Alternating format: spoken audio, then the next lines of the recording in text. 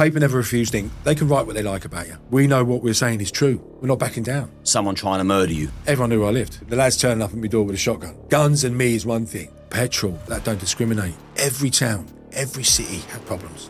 Took out all his front teeth, the whole lot. Lads on the floor getting jumped on by 7, 8 lads. Black lads, Asian lads, just stomping on their heads. You're not going to get your average hairdresser or beautician to come out demonstrating against radical Islam. It's going to take the lads. People say, oh, it was all football folks. No, because they were like the foot soldiers. They were the bravest ones. They came out. They stood up when everyone else sat down. If you allow them, they would scrub him from history. When do they talk about Lee Rigby? He wasn't killed. Those kids weren't killed. You're killed in a climbing accident or a car crash or in battle. They were murdered. We can learn so much from Islam, and Islam has brought so much to the table. What? They haven't brought nothing to us but war, conflict. You look for our history, this country, from top to bottom, is stained and soaked with the blood of Christian warriors defending this land. Was Osama bin Laden's mother a whore?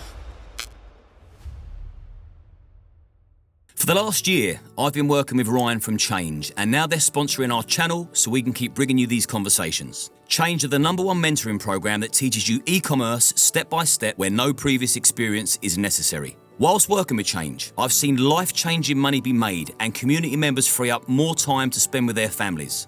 A successful business is not built overnight, and you would need to put in the work before reaping the rewards. The more you put in, the more you get out. The community are full of like-minded people, all striving for success and all willing to help each other. 𝐿MT&x offer one-on-one training, online courses and group seminars so you get all the support you need to succeed. If you're looking for a new opportunity, get in touch with Ryan via Instagram at @RyanJB, and he'll take you through all the steps to building your own successful business. Kevin. Liam, brother. My brother. Yeah, my brother from another, that's a fact. This could be the most difficult interview I've had to do because of our close friendship, but also I've got to keep my professional head on and interview like I would anybody else. And there's lots that I do know, but there's so much that I don't know. So the last 24 hours, you staying around mine has been very tricky for me because I've had to put the brakes on wanting to ask you stuff so that this is organic.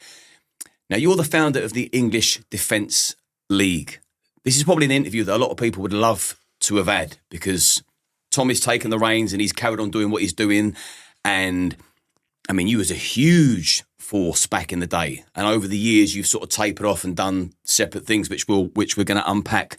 I want this to be a full life story of Kevin Carroll to give everybody watching and listening a taste and a flavour of who you actually really are because of the media smears, the hope not hates, the medias, the lies that have been printed about you. This is now your time to put your version of events of who you are, because no one knows you better than you. So let's take it right back to the beginning.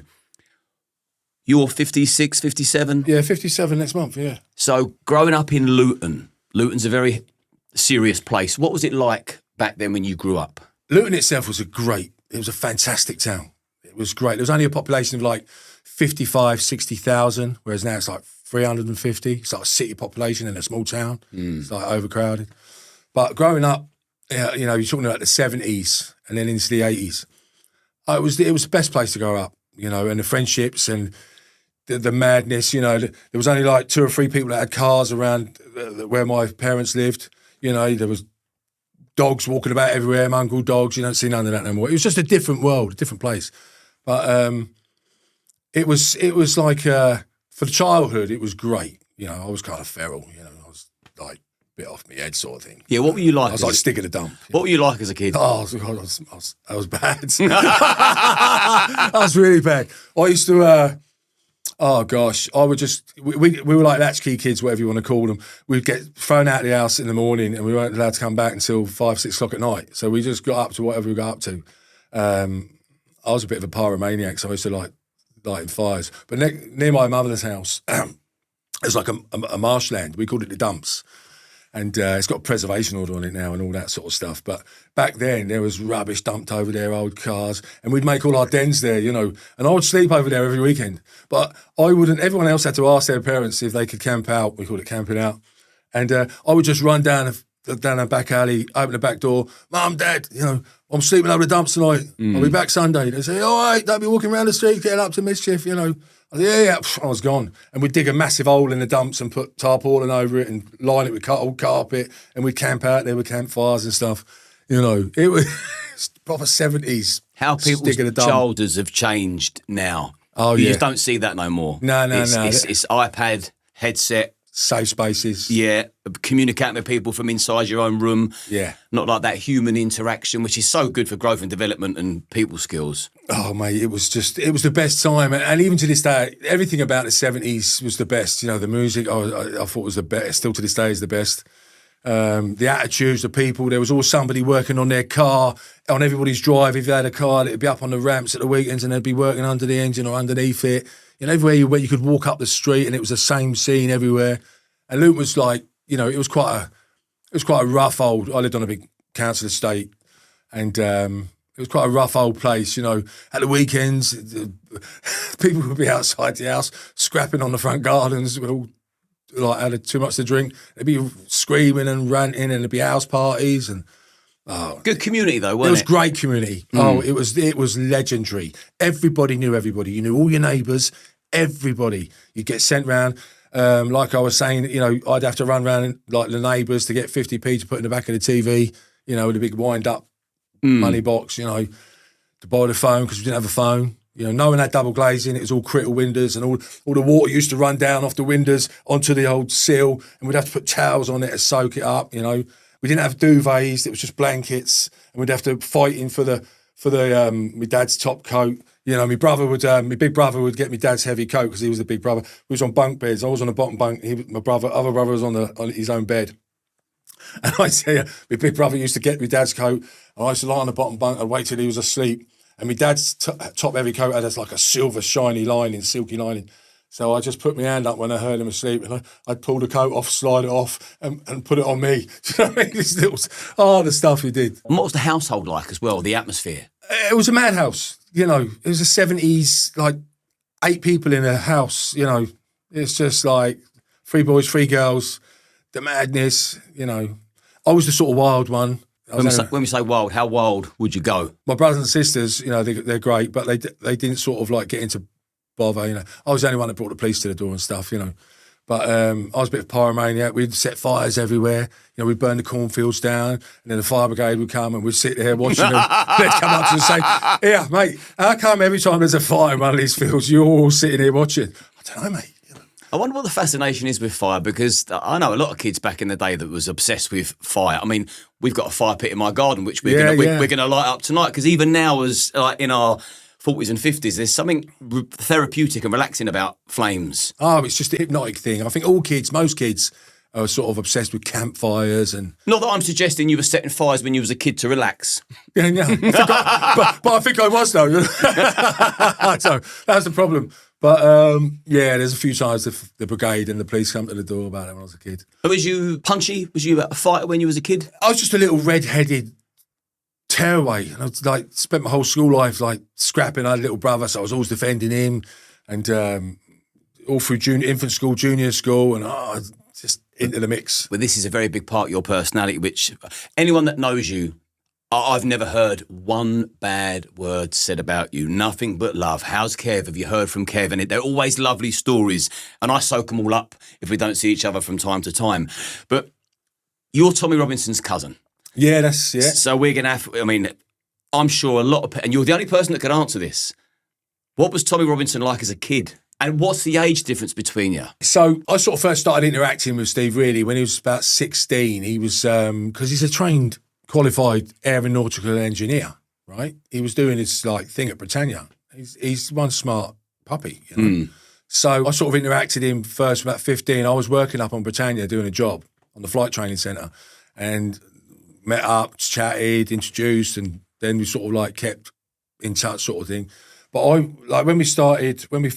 was 39, he was 24, I think, when it all kicked off. Oh, when you started the EDL? When we started the EDL, so, you know, do the math there.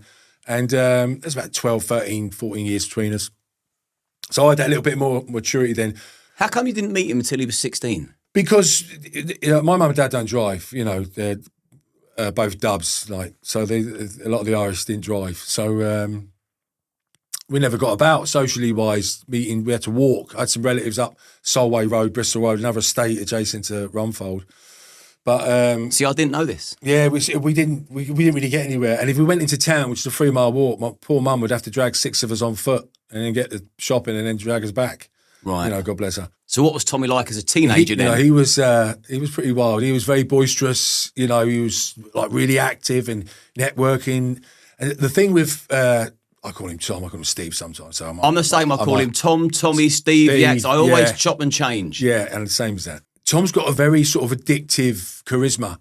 You know, people like to be around Tom. Do you know what I mean? And he's like that. He's firing on all cylinders all the time.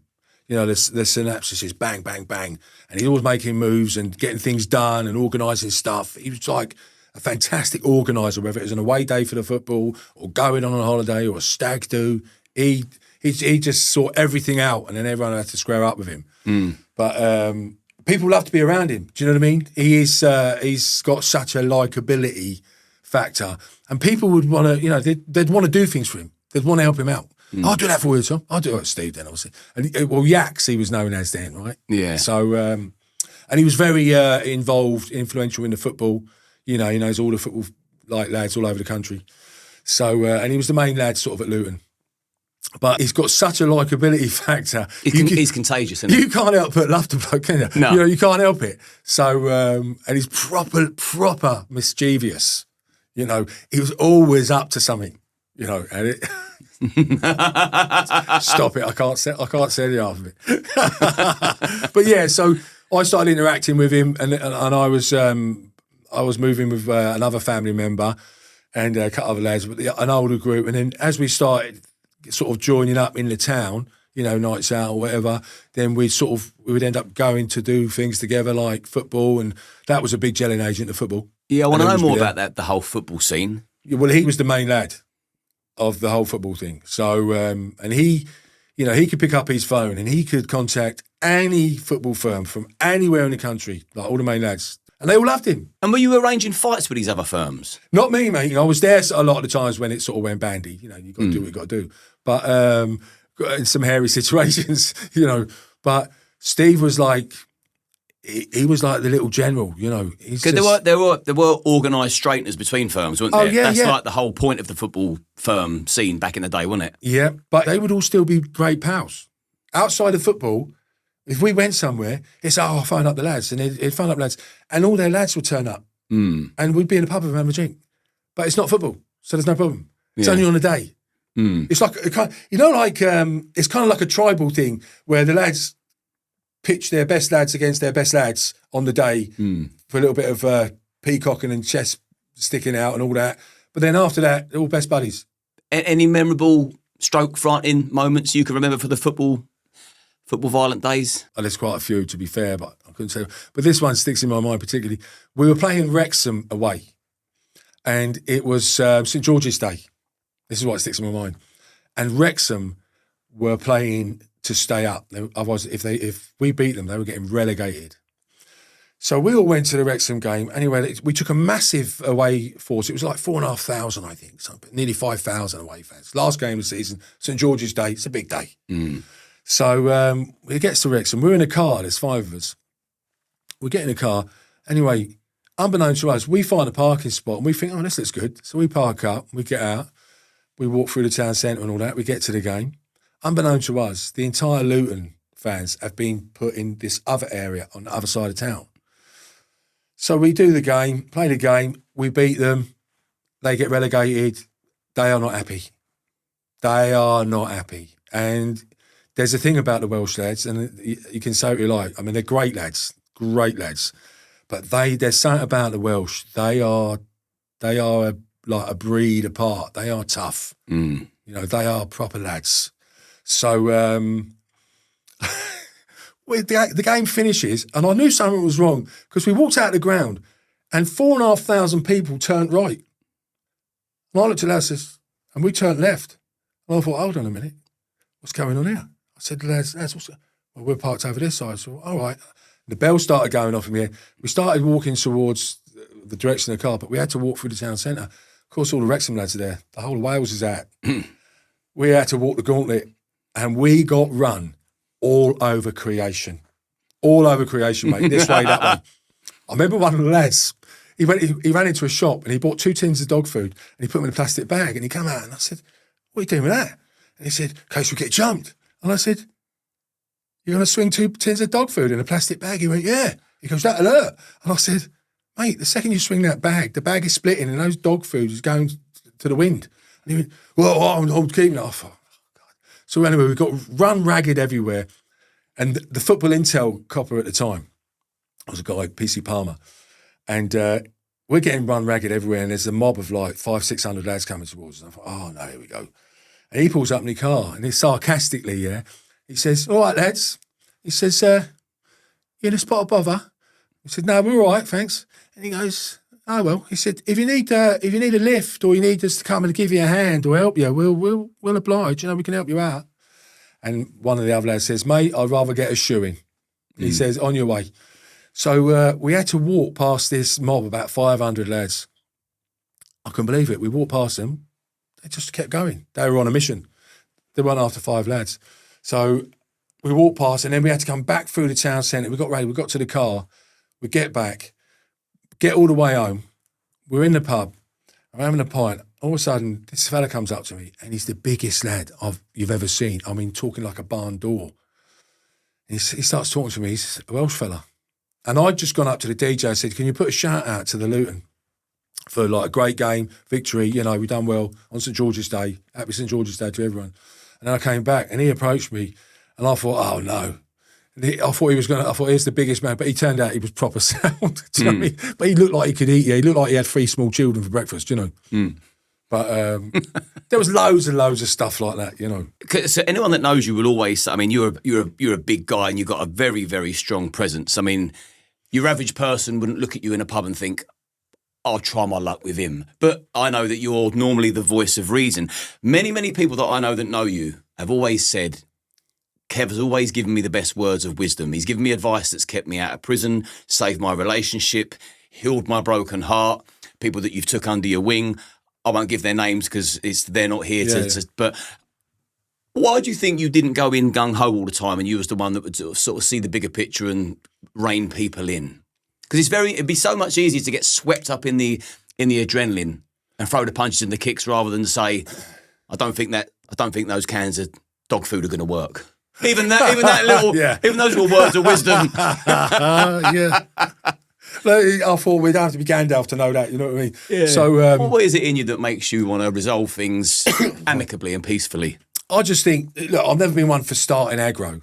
That's not, that's not me. Because you've been, pardon me. You've been painted by the media and hope not hate to be quite a different person to what you actually are. Yeah, I know, but you know what I'd say to that? And to come back to the question about, paper never refused ink. They can write what they like about you. Doesn't mean it's true, And if they want to demonise you, they can do that. I don't care. That's never bothered me because it's like, sticks and stones. Do you know what I mean? But what makes you a peacemaker? The peacemaker thing, I don't know. I never like to see the lads going through trauma. If I see someone that's in distress or one of our lads or my lads that's having stress or drama, I just want to help them out. And many, many times I've said to the lads, they've said to me, I'm going to do this, I'm going to do that. I'm like, whoa, brother, you don't want to do that. Don't do that. It's kind of like I don't know, I got an overdose of fatherly instinct sort of thing. And I can just see, and because I think I was a bit older than a lot of the lads, and no, lads, that's not good. You know what I mean? And don't get me wrong, I found myself caught up in it a few times, but then you just got to do what you got to do. Yeah. But I'm at my best when I'm sort of looking out for lads. If we went away for an away day or on a stag dude, and if the lads were puking up, I'd get them back to the hotel, put them in the recovery position, put pillars behind them so they didn't choke. I'd be paranoid. I think, I'm not having nothing to happen to you because I'm going to have to explain to your dad. Do you know what I mean? That's not happening. Yeah. That sort of stuff. It's just something in me. And what's the parallel then between, let's go into 2009 when the EDL was born. Oh, yeah. What was the light bulb moment that made you think, enough, we need to form the EDL, or it was the UPL first, weren't it? Yeah, it was United People of Luton first. Yeah, run through that whole story, because a lot of people have heard it from Tommy's side, but never from yours, because you've always been the grey man in the crowd. Well, there was a great lad called Mark Sharp. Now, he was murdered by 4 Asian Muslim lads, right, in Hightown. He was taking his young lad out for a kebab on a Sunday afternoon, and they carved him up in the traffic. There was a bit of an altercation. They followed him to the kebab house, sunshiny day. He'd been working. He was a hod carrier, I believe, if I remember rightly. He was a good lad, could look after himself. And he was a good lad anyway. But they followed him to the kebab shop. He got out, left his lad in the car, was going to go in the kebab shop, get something to eat. They giving him abuse from across the road. And Sharpie went back down from no one. So he said, look, lads, I'm with me lad. I'm getting something to eat. On your way. And they started giving it. So he said, all right, then come on in. And he would have dispatched them right enough. But they wouldn't come. They wouldn't come across. So they opened up the boot. They got weapons out. They still wouldn't come to him. They got on the phone. Then 3 more cars turned up. And when there was about 12, 15 of them, then the original 4 went towards him and they battered him with bats and golf clubs and this, that and the other. So much so, the owner, the witness, the guy that owned the kebab shop, he was on the other side of the glass on the street side. He said they were hitting him around the side of the head with a baseball bat. He could hear the clonk off the head. And he wouldn't go down. He was just having it with them. And he still wouldn't go down. They're beating his legs, his head, he wouldn't go down. And then one of them jumped up in the air with a screwdriver and stuck it straight through his temple. And I believe he was dead before the ground. Mm. And those lads, they never really got, I mean, I think they got a couple of years, community services. The one that stabbed him, they got him out to Pakistan or something. He was hiding. The police had to spend a couple of years trying to get him back. They extradited him. But when he got back, I think he only got something stupid like a paltry sentence of like 3.5 years or 4 years or something. You know, so that set a sort of thing with the all the lads in Luton. Like, this is not on. Mm. You know what I mean? This is outrageous. So then there's a lot of friction going on.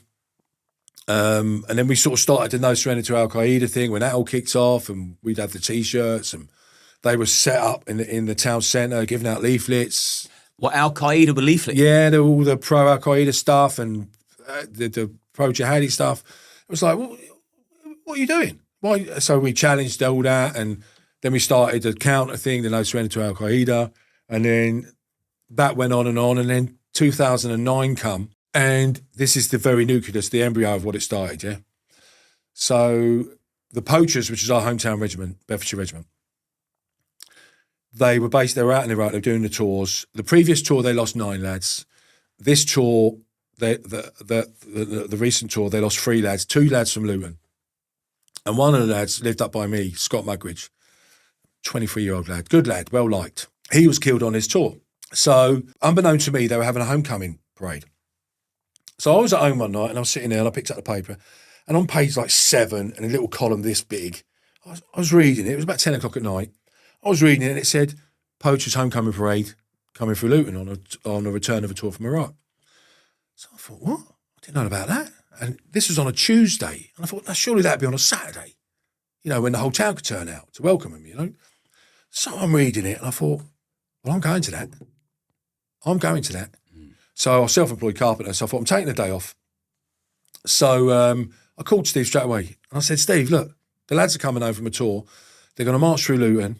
It's a big shebang. I think Luton Borough Council are trying to squeeze it through the thing because it's a bit, you know, we've got a heavy Muslim population and we're trying to get it under the radar as easy as possible, you know, a bit of a crafty one.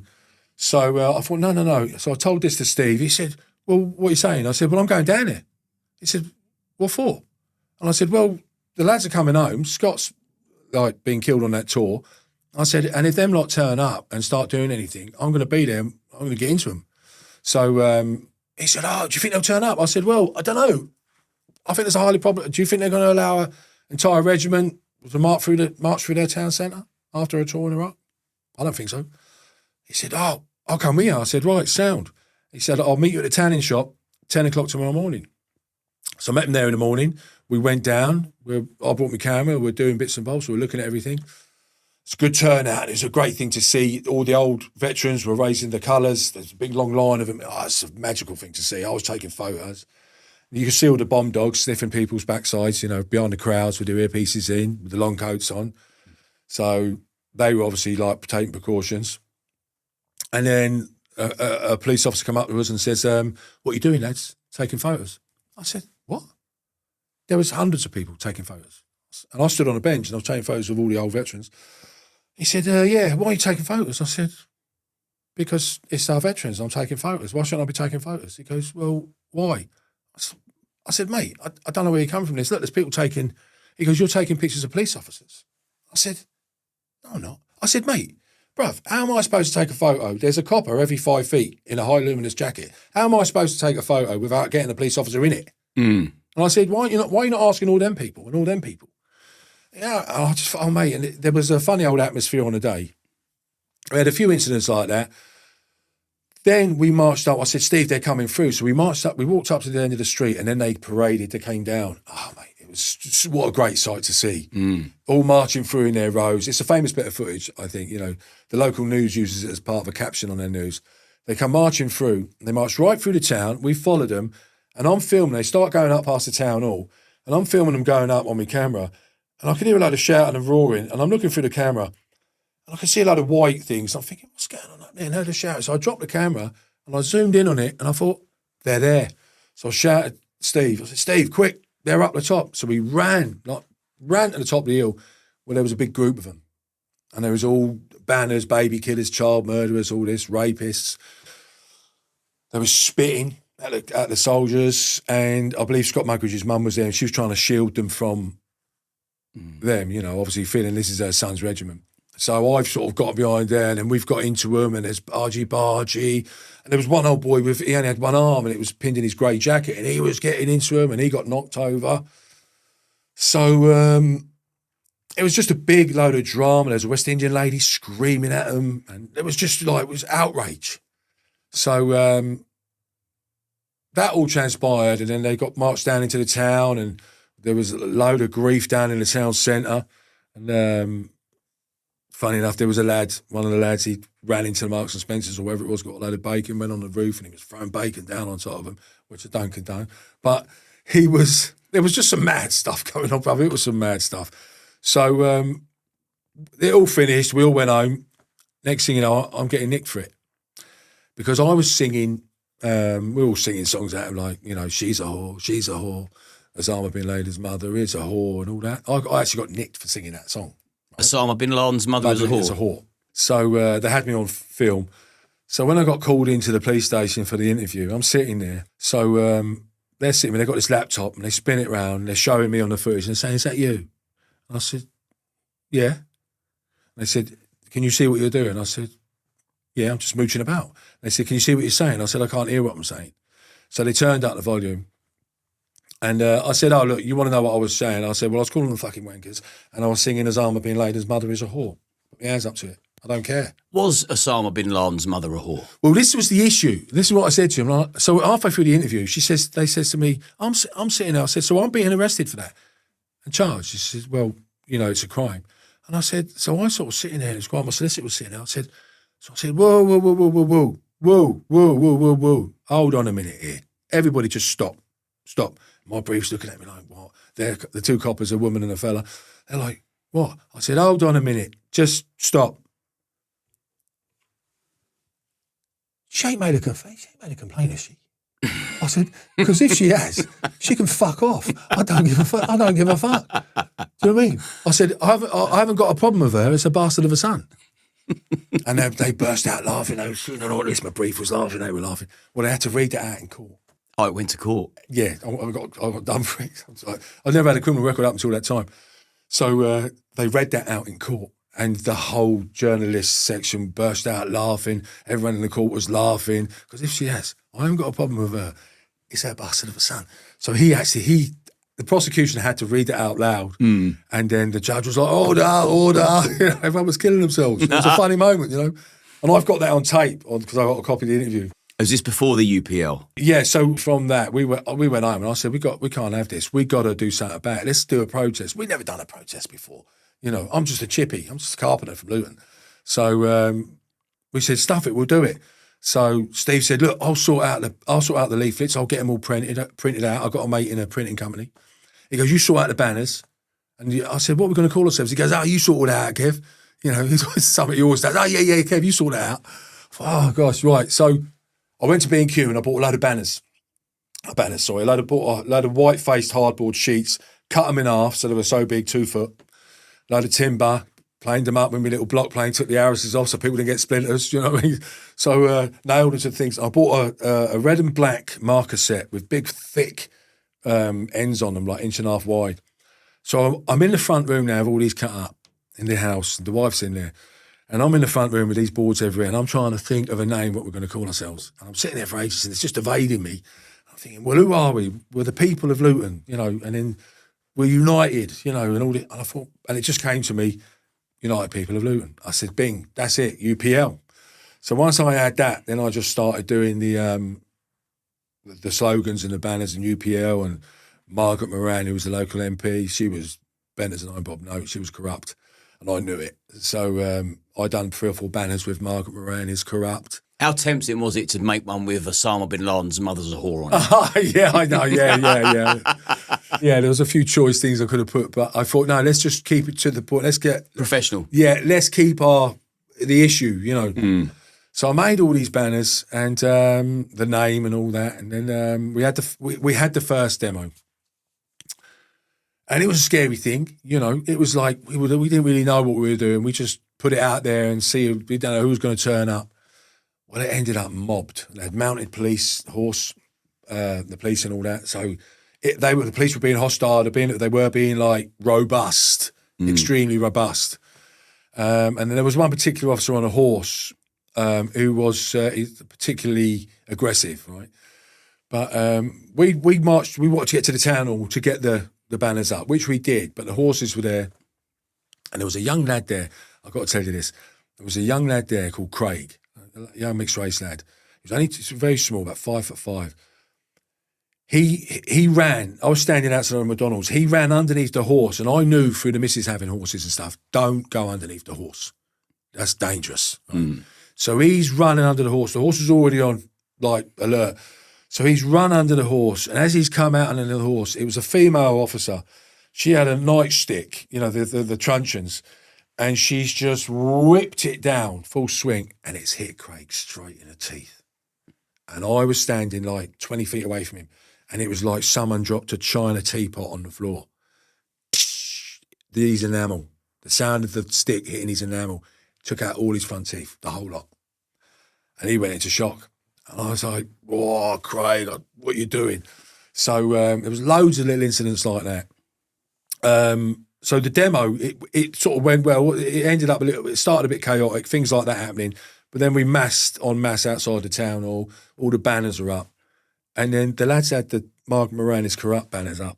And unbeknown to us, I think it was a News of the World or investigative journalist, they said to themselves, this came out afterwards, I found out, they said, what's this disturbance going on in Luton? Why are all the people in Luton coming out demonstrating? And why are they holding banners with Margaret Moran is corrupt?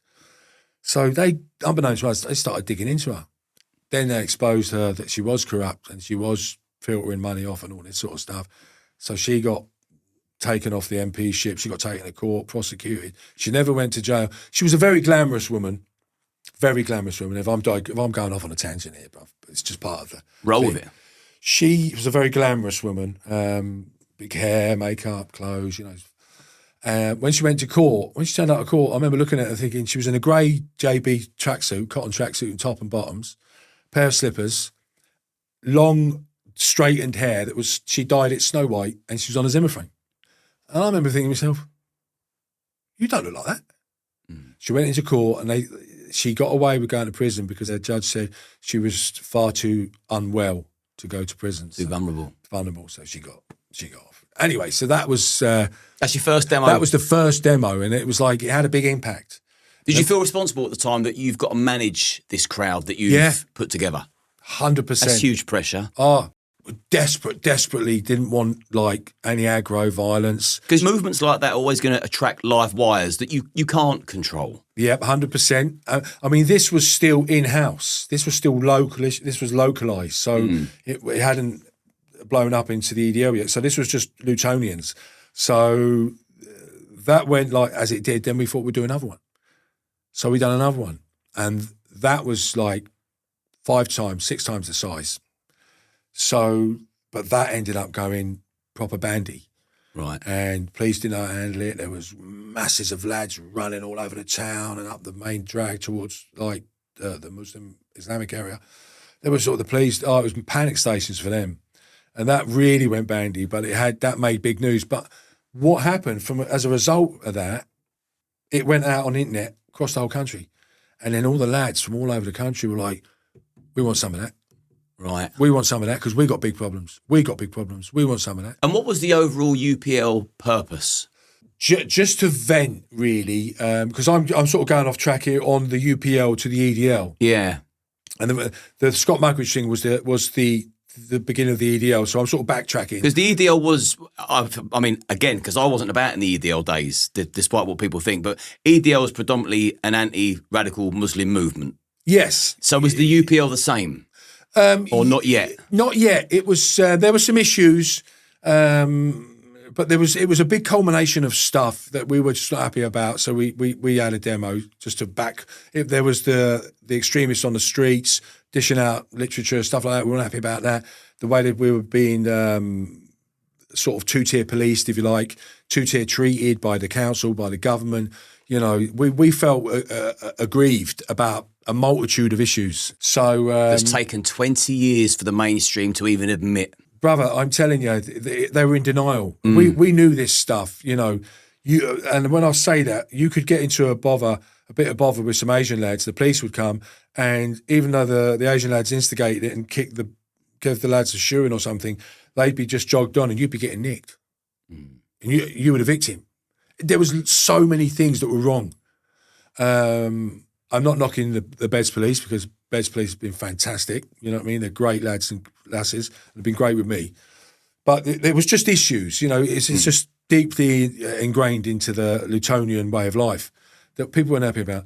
So from that, the two United People of Luton demos, that sort of got the ball rolling. But then the EDL, that was the soldiers' homecoming that instigated that. But we'd already had the UPL demo. So but the soldiers' homecoming was the straw that broke the camel's back. Is this the one where Tommy jumped over the No, that the was fencing? the poppy burning. That was poppy burning. I got nicked on that as well. So you've had multiple problems in Luton, to say the least. More problems you can shake a stick at. Well, it was interesting. You said, how would they feel about a homecoming parade in their town? You even referred to Luton being a Muslim town. Yeah, well, it's got such a massive population. It's so like they're very heavily influenced, and they're very influential in the town hall, in the corridors of power. So, you know, they. And what about street level crime? Yeah, street level crime. You know, they've got so many lads. You know, and they run more or less everything anyway. You know, so there's a lot of like drugs and crime and fraud and everything you can think of there. They've got a lot of lads. You know, it's like an army. Was you aware of the dangers that would come your way going up against an army like that? Yeah, I mean, obviously you have to take all that into consideration because, but what do? You know, back then I was like fearless before like all my problems and stuff. I didn't care. I was only a carpenter from Luton, but you know, I didn't give a flying monkeys for no one or nothing. I didn't care who you was. You know, do what you got to do, bruv. You know, so up until that, the United People of Luton, that was still all a bit edgy. That was like, you know, we were still finding out how to do it. You know, we'd never done demos before and stuff. So the issues that came from that. So it was very sort of grassrootsy, disorganised. You know, we were flying by the seat of our pants. You know, so but when we started the EDL, that was a whole new ballgame. Yeah, take me through that journey, and also what the because a lot of people do know about the EDL because it was a phenomenon, but what it was actually like, what it looked like, boots on the deck, like the violence, the pressure, all the nasty stuff that comes with it that people won't see, because people will see the snippets that the media put out of, you know, people exchanging unpleasantries and throwing things here and there and a few little fisticuffs, but like behind the scene, the pressure that you come under. They'll never print that because they don't want people to know that it comes at a massive cost. Your mental health, living in fear, all the rest of it. So you talk me through that. How did it actually look in reality? We didn't know the extent of how it would go. We knew there would be grief. Just the EDL in general, it sort of started in my front room, right? That was the nucleus of it. Tommy was going to some meeting in London to meet some people. He come home, he said, look, lads, I've just met some lads and they've got a Welsh Defence League. So my ears picked up and I said, well, that's it, straight away. In a nanosecond, I said, that's it. English Defence, because we knew we had to go from a street level, town movement to a national movement. So I said, that's it. You know, English Defence League, simple. And we said, that's it. And that's how quick the decision was made. So from that point, we started pushing it out, going with it. We had to organise a demo. The first one was going to be in Birmingham. And is this when you started introducing speakers at these demos and stuff? No, the first demo, I don't think we had any speakers. We just sort of thought we'd go there and would stand on the street and just have a presence, you know. So I made all the banners for that. That's a funny thing. So I made all the banners. I think it was 88 banners I made. It took me about 3 or 4 days. And I had to work in between all this. You know, I was grafting. So I was doing all this, and the wife's like, oh, gosh, it was taking up our front room and all that. But we went to the first demo in Birmingham, but there was only 44 of us, like body count, because going into the centre of Birmingham was a scary thing to do. So we gave out the banners. Because there was twice the amount of banners, everybody had to hold 2 banners. So we're all standing there, but we didn't have any speakers. If I remember right, I don't think we had any speakers at that. It was just a presence. Right. But that caused mayhem. Violence? Yeah, just violence. Oh, mate, bricks, bottles, lads getting jumped with nothing to do with it. Lads were, because what they'd done, the left, they preempted us turning up to Birmingham as, the far right's coming, the National Front, racists, this, that, the English Defence League, they're like the National Front, they don't like black people, they don't like Asian people. It was all like lies. So the whole of Birmingham was turning out, all the black lads, all the Asian lads, they were like, oh, these geezers coming to our town. So the left is actually stirring up the racial tension. They stirred it all up. They primed it all. Do you know what? I've only envisaged the left sort of appearing more and more in recent times, but so they were onto you from the start. Yeah, mate, as soon as we stuck our head above the parapet, they were on us. Because they'd already been long time established. They had much more skin in the game of protests, demonstrations. They were funded by, as we now know, all George Soros, Antifa, all this lot. They were, like, extremely well funded. We were just a bunch of lads pulling that money out of their own pocket to pay for banners. But I remember, I think she was a counsellor for something for Birmingham. I think her name, I could be wrong here, I'm going to show it out there. 𝐬𝐮𝐬𝐜𝐫𝐿. She was a female Muslim, and she was like very, very outspoken against us and pushing the far right. And if they come here, we'll smash them, all this kind of rhetoric. Right. So when we turned up, they wanted to kill us. And there was chaos. Lads going about their normal business that lived in Birmingham were getting caught up in our stuff. There's photos and footage of lads on the floor getting jumped on by 7, 8 lads, black lads, Asian lads, just stomping on their heads. They had nothing to do with it. It just caused that kind of fear, you know, that paranoia. So they were just battering anyone they thought was with us. Did that make you want to elevate the movement even more then? Oh, yeah. And when that sort of sparked it off, I mean, that made the papers, all over the internet, the footage, the pictures, that sort of boosted us. Then we were getting contacted from the whole country, from everywhere, saying we want a part of this. We want to be. Can we start an English Defence division in Blackburn, in Birmingham, in Preston, in Liverpool, everywhere. So the division expansion of the EDL wasn't in your original roadmap. It just sort of happened organically like that because there was a need for every town. You couldn't put it better. It's just organic. It just happened. And I'm talking every town, every city. And it's then we found out that every town, every city had problems. Because, you know, the way they don't let the North know what the South is going on and this sort of stuff. And it's like divide and conquer, you know. This sort of got rid of that. Everyone was communicating, the North, the South, the East, the West. And we were getting it from everywhere. And it was like, wow, this is big. This is huge. And all shared the same problems. And all the same stories, all the same social problems. Were the grooming gangs, I mean, we know they were going on there now, but was you aware that they were going on at the infancy of the EDL? We had problems in Luton that we knew of, lots of problems. Then we started hearing stories from Rochdale, like Yorkshire, Birmingham, everywhere, London, everywhere up north, Blackburn, everywhere. Wherever this was going on, there were these problems. And we were getting messages and stories. It was like, we had to, at one point, we sat back and thought, what's going on? This is huge. This is massive. And it just blew. And then people were asking our permission to start an EDL division of this area, of that area. We were saying, yeah, do it. And the driving force was the pursuit for justice. Yeah, because they wanted to tackle the problems in their area, but under our banner. And when you think of you're doing a job like that and you're putting together groups of men that are all in the pursuit for justice, did you have many clashes with the police? Because you would think the police would think this is quite a good thing now, we can work side by side. My rational brain would think that. Because if it's too much work for them to police themselves, the grooming gangs, the heroin, the violence, the disrespect to our own soldiers, you kind of think, oh, this could work if we work together. Like, you would think that. Yes. Right. Yeah. I know it went.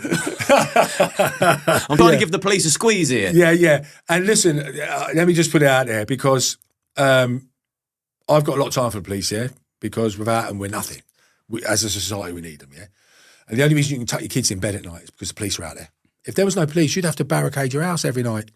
You know what I mean? Mm-hmm. So there are a lot of wicked people in the world. So, the police do a fantastic job. Let's have it right. It's a dangerous job. Would you want to do it? It's so scary. They see all the results of all the crimes, of all the issues that we're trying to raise. They're seeing it firsthand.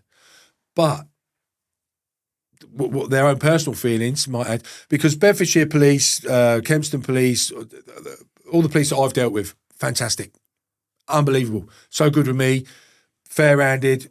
But as a movement, as the EDL, we were treated like woefully, because the government was pushing, we were this big bunch of ogres, these bunch of far-right thugs. We were a bunch of animals, and we just wanted, and because a lot of the lads that turned up, in the beginning, to get people to come on the street, you're not going to get your average hairdresser or beautician to come out demonstrating against radical Islam, right?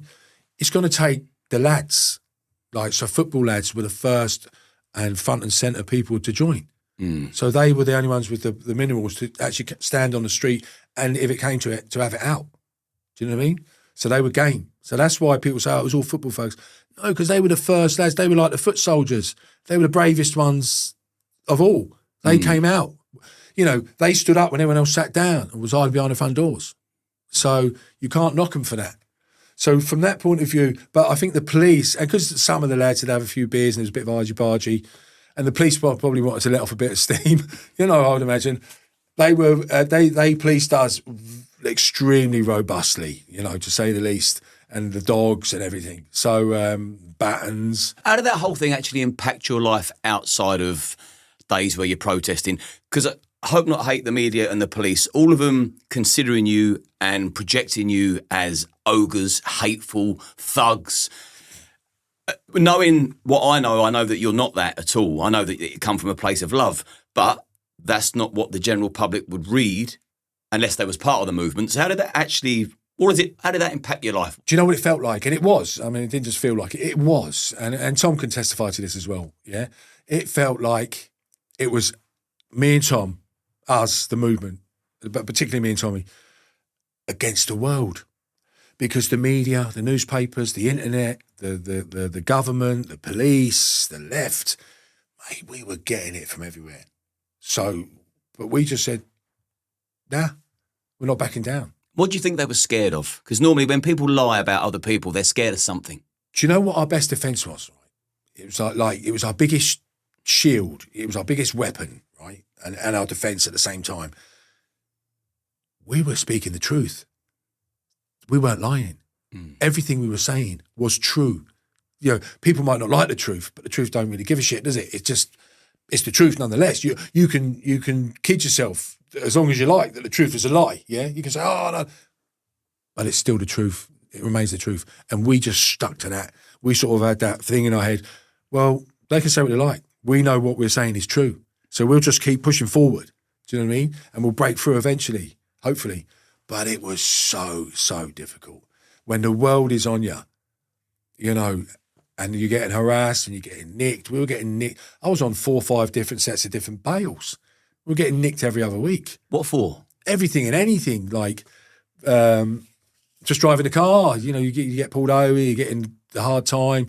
We were getting nicked for fake profiles on Facebook, things we were supposed to have said and done. Just a load of made up baloney, but it causes a lot of grief, a lot of hassle. Well, let's now raise the bar.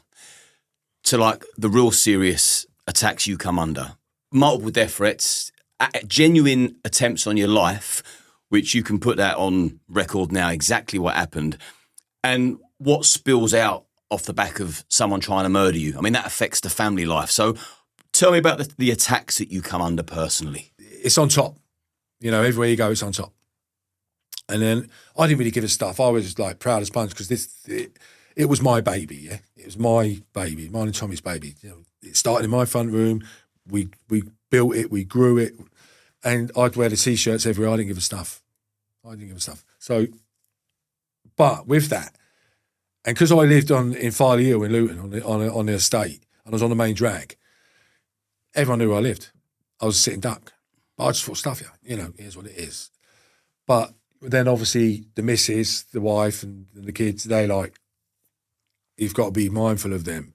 But the attacks come. So like, for instance, the lads turning up at my door with a shotgun, with a sawn off, banging on the door. And what lads were they? Well, I was sitting on a settee, it was about 10:30 at night, and I'm lying on a settee, and then all of a sudden there's this almighty, I'm just waiting for the Anglian news to come on. I've watched the 10 o'clock news, I'm just waiting for, and I had a bay window, and all of a sudden there was an almighty boom. It was like, what? A gunshot? What was that? But it wasn't a gunshot.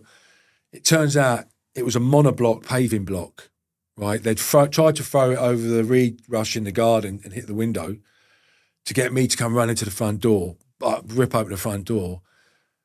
There was a geezer there standing with a sawn off.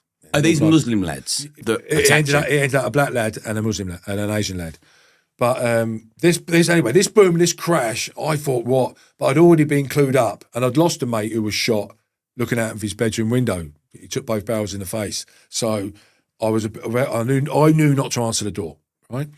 So I ran up the stairs. The wife was in bed, and I've gone over to the window and I've looked down, and I see this guy in a hoodie wrapped up tight. Brilliant white trainers. Don't ask me why that sticks in my mind. Brand new Reebok Classics and a black and grey Nike tracksuit with a pull cord. And he's standing at my front door and he's holding, and he's bouncing up and down. You know, I don't know, he's bouncing up and down. I don't know, nerves or he's waiting. But unbeknown to me, there was another lad behind my next door neighbour's bush. Now he's thrown a monoblock at my window to break the glass, to get me to come running to the door like some big hero, open the door, bang, bang, right? But I'd already spoken to some lads, some great lads from Belfast. They said, if anyone throws a brick at your door or sets your motor on fire or through your window, don't answer it. It's the oldest trick in the book over here. You open the door like the big, who's throwing a brick? Bang, bang, you're gone. So I had that in mind. So that's why I went upstairs. Now, normally I'd have a catapult with an M12 nut, and I would have popped it straight for the top of his head. Right from above, because I've seen him and I could have done him, but my catapult was broke. So I grabbed a big knife and she goes to me, where are you going? I was putting on my trousers. I said, I'm going down there, some geezer at the door with a gun. She said, well, don't go down there. And I said, no, fuck that, I'm getting him. So I ran down the stairs and I had a panel on the side of the door. So I thought, right, and in my head, this is the plan. It's nanosecond thinking, you know. Mm. So I don't know about the other guy either. There's just this one guy at the door I see with a gun. So I thought, right, I'm going to flick the door open up. He's bag of nerves. He's just going to pull the triggers, right? He's going to take his 2 shots. I'm going to jump out and, you know, do what I've got to do. So I flung the door open up and nothing happened. So I jumped out. He wasn't there. So I thought, what? So I've grabbed my keys. I've shut the door. I'm locking the door. The missus is out the window. She says, where are you going? I said, I'm going to have this geezer. So I jumped in the van, reversed off the drive, booted it to the end of the road. I'd done a 360 in the mouth of the junction, and as I was coming round, I seen him walking back round the bush, and he was walking with his arm in the bush, and he's walking along. I knew it was him by the clothes. So I pulled about 15 yards in front of him, and I said to him out the window, and I had my foot on the accelerator ready to boot it. And I said, here, bruv, you haven't seen a load of kids running down here, have you? He said, no. He's a big old lump. And I said, he says, well, what's the matter? I said, so they've just thrown a fucking brick at my window. And he goes, no. And I knew it was him. So I said, here, mate, what are you doing, bruv? Because now it's about 10 to 11, right, at night. So I said, what are you doing, bruv? And he went, what am I doing? I said, yeah, what are you doing? He said, oh, I'm jogging, innit? I said, you're jogging? He went, yeah. I said, you don't look like no jogger to me, mate. And he went, well, what's a fucking jogger look like? And I said, well, someone that's running and jogging and sweating. That's for starters. Yeah? And I'm talking to him out the side of the head like this, looking out the back of the window backwards at him. And he's got his arm, and I know he's got the shooter, yeah? So I said, listen to me, brother. I said, see how that would have went through my window and that. I said, every one of you would have got it. And he went, is that fucking right? And he's just stepped under the street light, and I've seen him, and he's pulled up, as he's moved his arm up, mate, I've just booted it. And I've booted it back to the house. I've turned on the drive. I've nearly drove through my own wall. I've hit the brakes. And I'm at the front door, and I'm trying to get the key in the door to get in the house. When I get in the house, it's all locked up tight. Mrs. is out the window. A funny story, I used to have a go at her all the time because she'd smoke fags out the window and throw them on the grass, and I used to do my head in. And I'd say, stop throwing the cigarette butts on the bloody garden, it's proper jippo. And this one night, she's having a fag out the window, and she's shouting out, what are you doing? I said, oh, some geezer, and I'm trying to get the key in the door. All of a sudden, she starts screaming like the banshee, Kevin, run, he's got a gun. I've turned around. He's run up the road on the other side of the road, and now he's coming across the road towards me. I've only got a little garden fence at the front of the garden, and he's standing there, and I don't know what, I just turned around, I'm staring at him. Unbeknown to me, my neighbours are watching it all out the bedroom window with the kids, right, and someone else across the road. So I'm just staring at him, and I'm looking at him, and I'm trying to compute the scene. He's standing there right next to my fence, and he's bouncing up again. He's shaking like a leaf with his gun, pointing his shotgun at me. And all of a sudden, I just thought, run, and I was gone. And now adrenaline kicked in. I've had to dive over the nose in my own Vivaro because it was parked too tight to the wall. I've slid over the bonnet, round my next door neighbour's car, and I'm sprinting through the front gardens, right? My house is locked up tight. I know it's me he wants, yeah? So I've ended up toe punting, penalty kicking the curb, shattering a big toe in 6 places, hitting the deck. And I thought, oh, no, not like this. Not like this. Anyway, I'm not joking you. To this day, I can't explain it. I felt somebody, like someone got their hook in the back of my jean loop, and they lifted my arse up in the air, and I was in a sort of prone position, press up position with my arse up, and my foot was against the thing that I just toe punted, the little 6-inch curb. And in my ear, I swear to God, to this day, I heard, run. And I was off like Linford Christie.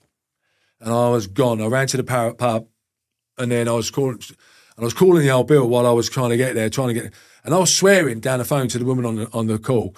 And she was telling me, if you keep swearing, I'm not going to talk to you. Do you mind not using bad language? I was like, fuck's sake, love, there's a guy chasing me with a sawn-off shotgun. I'm sorry about the language, but help me out. So the police turned up, and then I come back, and there's 15 coppers walking around with guns and torches, and my missus was sitting on the stairs crying her eyes out. My daughter was sitting above her, she was crying. And then the copper says to me, come on, Kev, some big publicity stunt on it, because you've got a demo coming up. I said, what? You what? He said, I fucking whipped off my trainer and my shoe, and my whole foot was black, purple, the whole foot swollen. I mean, you think I'd done that to myself, a publicity stunt? I said, you're off your head. Well, I ended up getting the right ump, so I ended up shoving them all out of the house physically. There's 4 or 5 men in the front room, guns. I said, get out. Just get out, fuck off. And I pushed them all out the door. They go, no, you can't, don't touch me. I said, I don't give a fuck, get out. So I pushed them all out of the house. Anyway, I said to the missus, I can't believe you just said that to me. Anyway, 10 minutes later, 20 minutes later, knock at the door, it's them. They've spoke to my neighbours who witnessed it all. And he goes, oh, look, Kev, sorry about that. We just thought it was a stunt. You know, can we come back in? We need to talk to you.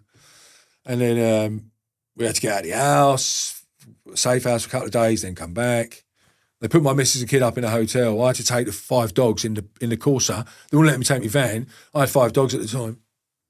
I had to go drive to some street, park up in a thing with a blanket, with a seat coming back, with 1 foot in each of the footwells of the 𝐿, and 5 dogs climbing all over me trying to sleep. That's just surreal. Do you know what I mean? What the fuck? You know. So, and I went back the next day. Well, brother. Did they ever catch the bloke with a gun? No. You know, and there's been lots of stuff like that. I know that, yeah. I know. I mean, we could be here for 3 hours just talking about similar scenarios. But how did that affect your mental health at the time? At the time, brother, that was a bit. That was a big thing. But I was still sort of indignant about it. I was like, nah, I don't give a shit. Do you know what I mean? It wasn't until they used the petrol that's when I said, we got to get out. Tell me about that.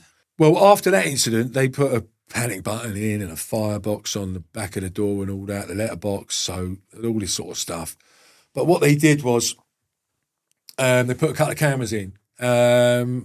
Probably planted a load of bugs in the house as well.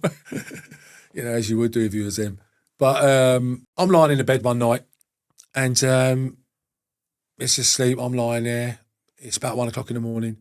It's pitch black. We always have the windows open. It was the middle of summer. It's hot. Both big bedroom windows open. My daughter's in bed. And then all of a sudden I'm lying there and I open my eyes. And although it was pitch black, I could see the air was moving and it was dark. But I thought, what's going on here? And then I thought, what's that smell? I thought, what? So I've jumped out of bed. I've whacked the light on. The room's full of smoke. I'm thinking, oh no. I've ran straight through to my daughter's room, opened the door, everything's right with the world. I've shut the door, I've run back into the bedroom, all the smoke, and I've looked, and it's coming in the windows.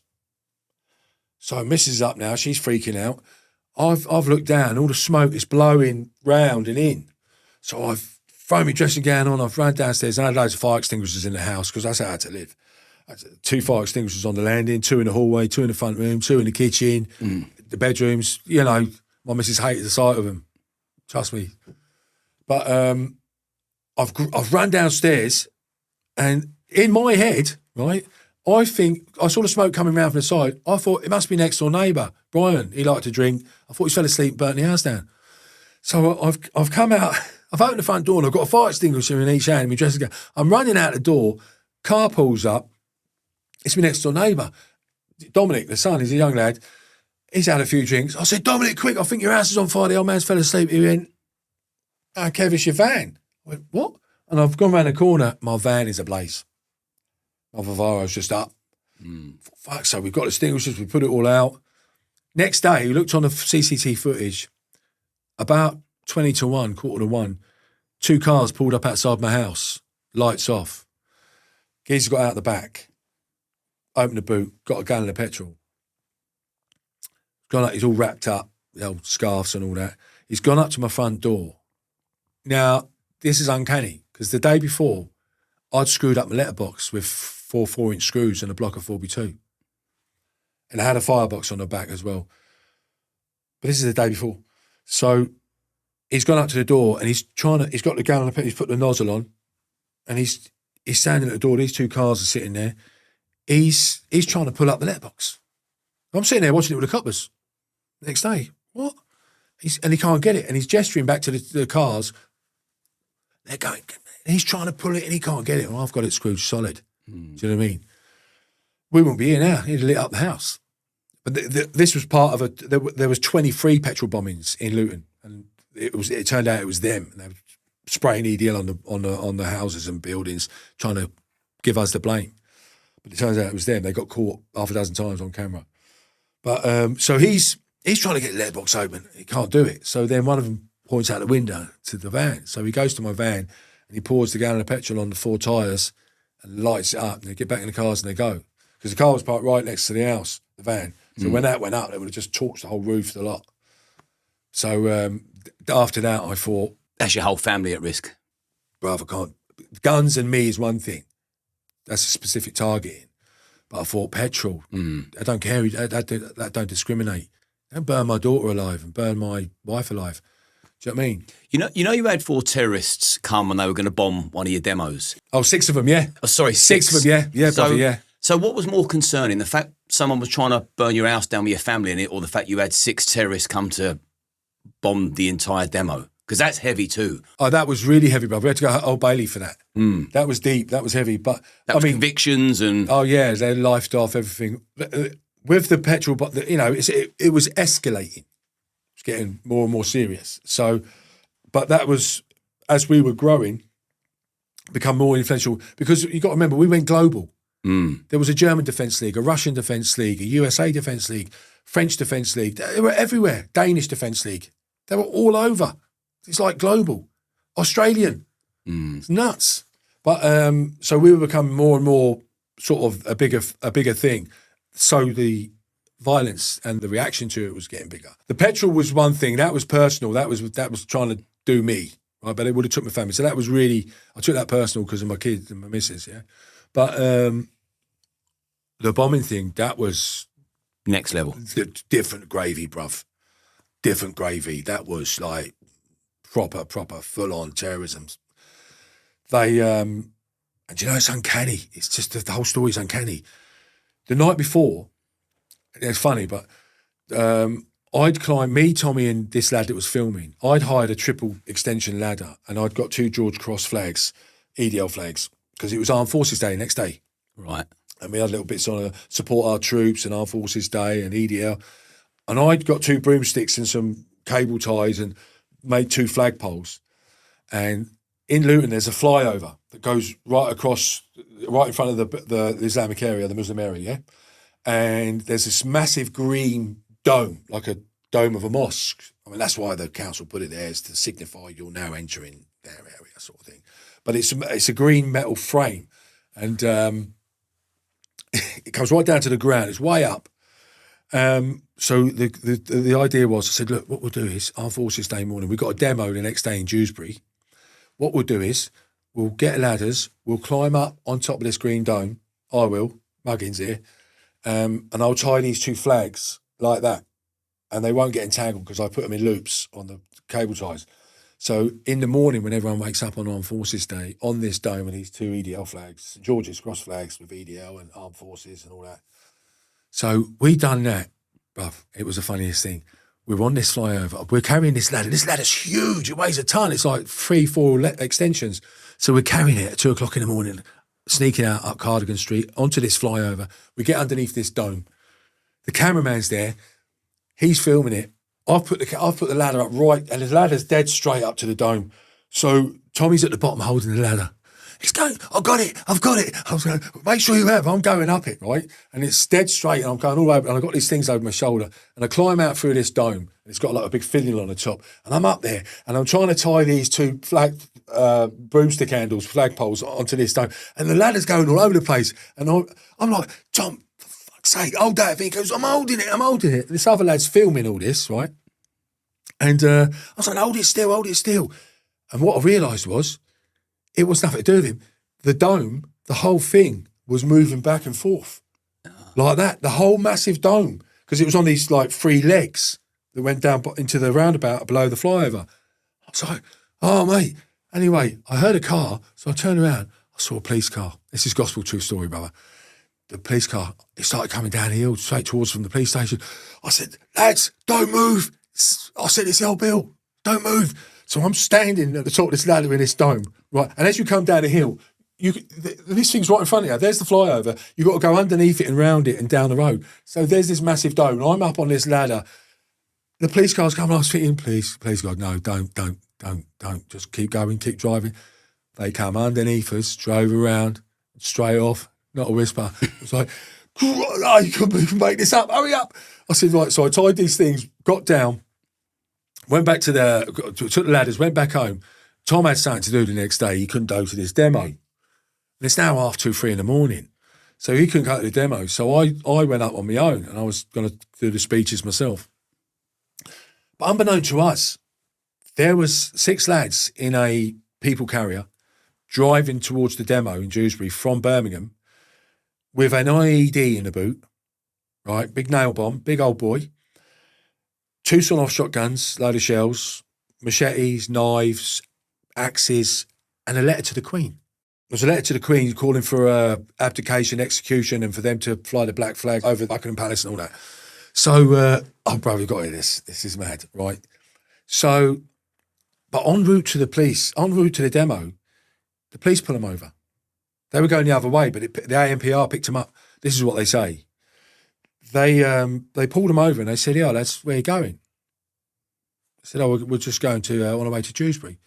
And they said, well, lads, you're not insured. I said, what? Yeah, we are. They said, no, you're not. So they checked the insurance out. They'd insured it the night before, but only for a day, right? And they'd put, whoever was keying in the date, the registration plate, put the wrong fucking letter in, right? So the ANPR picked it up. So they pulled them out and said, well, look, lads, we can't allow you to travel in this vehicle. We're going to have to tow it. They were like, oh, shit. They said, but we've got a duty of care. We can't leave you on the side of the motorway. we'll take you to the train station, you go back to Birmingham. So they said, oh, all right then. So they took all their details and off they went. They towed the car back to the yard. They didn't search the vehicle for 2 days because they're so busy. They had so much going on. Birmingham, busy place for the old bill, isn't it? So they go to one of them goes out to search the car. They flip the bonnet. They flip the boot, open it up. What? To find all this stuff. Well, that was it. Obviously, from the security services point of view, I think what they did then was they set up obos on all those 6 addresses and they watched them for a couple of weeks and then they went in on them and they found everything. Bomb-making equipment, terrorist manuals, weapons, the whole 9 yards on all of them. Now, we didn't know nothing about this.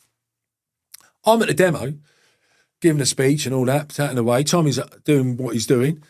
I'm giving a speech. This all comes out afterwards. It turns out the plan was they were going to pull up to Dewsbury, get to the demo. One of them was going to stay with the car. The others would get out, get armed and all that, and they'd be in the crowd waiting. He would drive the car up to the stage, through the crowd, run as many people over as they could, hit the stage, detonate the IED, it would have took me and Tommy out, but I was the only one there. Took us out, untold other people, smoke, carnage, devastation, screaming, panic. And once that panic started, they were just going to get to work. Chop and stack. Yeah. And I know this is, but the letter to the Queen, we had a meeting afterwards with Simon Israel, the little fella that used to do the political correspondent for the news. Mm-hmm. We met him and he said the one thing that surprised him, they laid everything out on pace tables they had. Everything, every weapon, everything, and the letter. He said, the one thing I noticed was there was no mobile phones. They had no phones on them and there was no mobile phones in the vehicle because they had no intentions of coming back. Suicide bombers. Yeah. That they intended to either get shot, arrested or shot or blown up to smash us, to cause carnage, to murder all them people. And that was scary, brother. That's the real deal. So we went to court over it. We had to go there as the Old Bailey. But we were in the gantry, in the Old Bailey, in a balcony, like the opera type thing.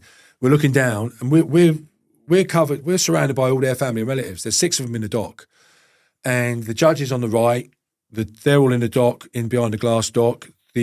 All the legal eagles are down here. The press are over at the back, on the right in front of us at the back.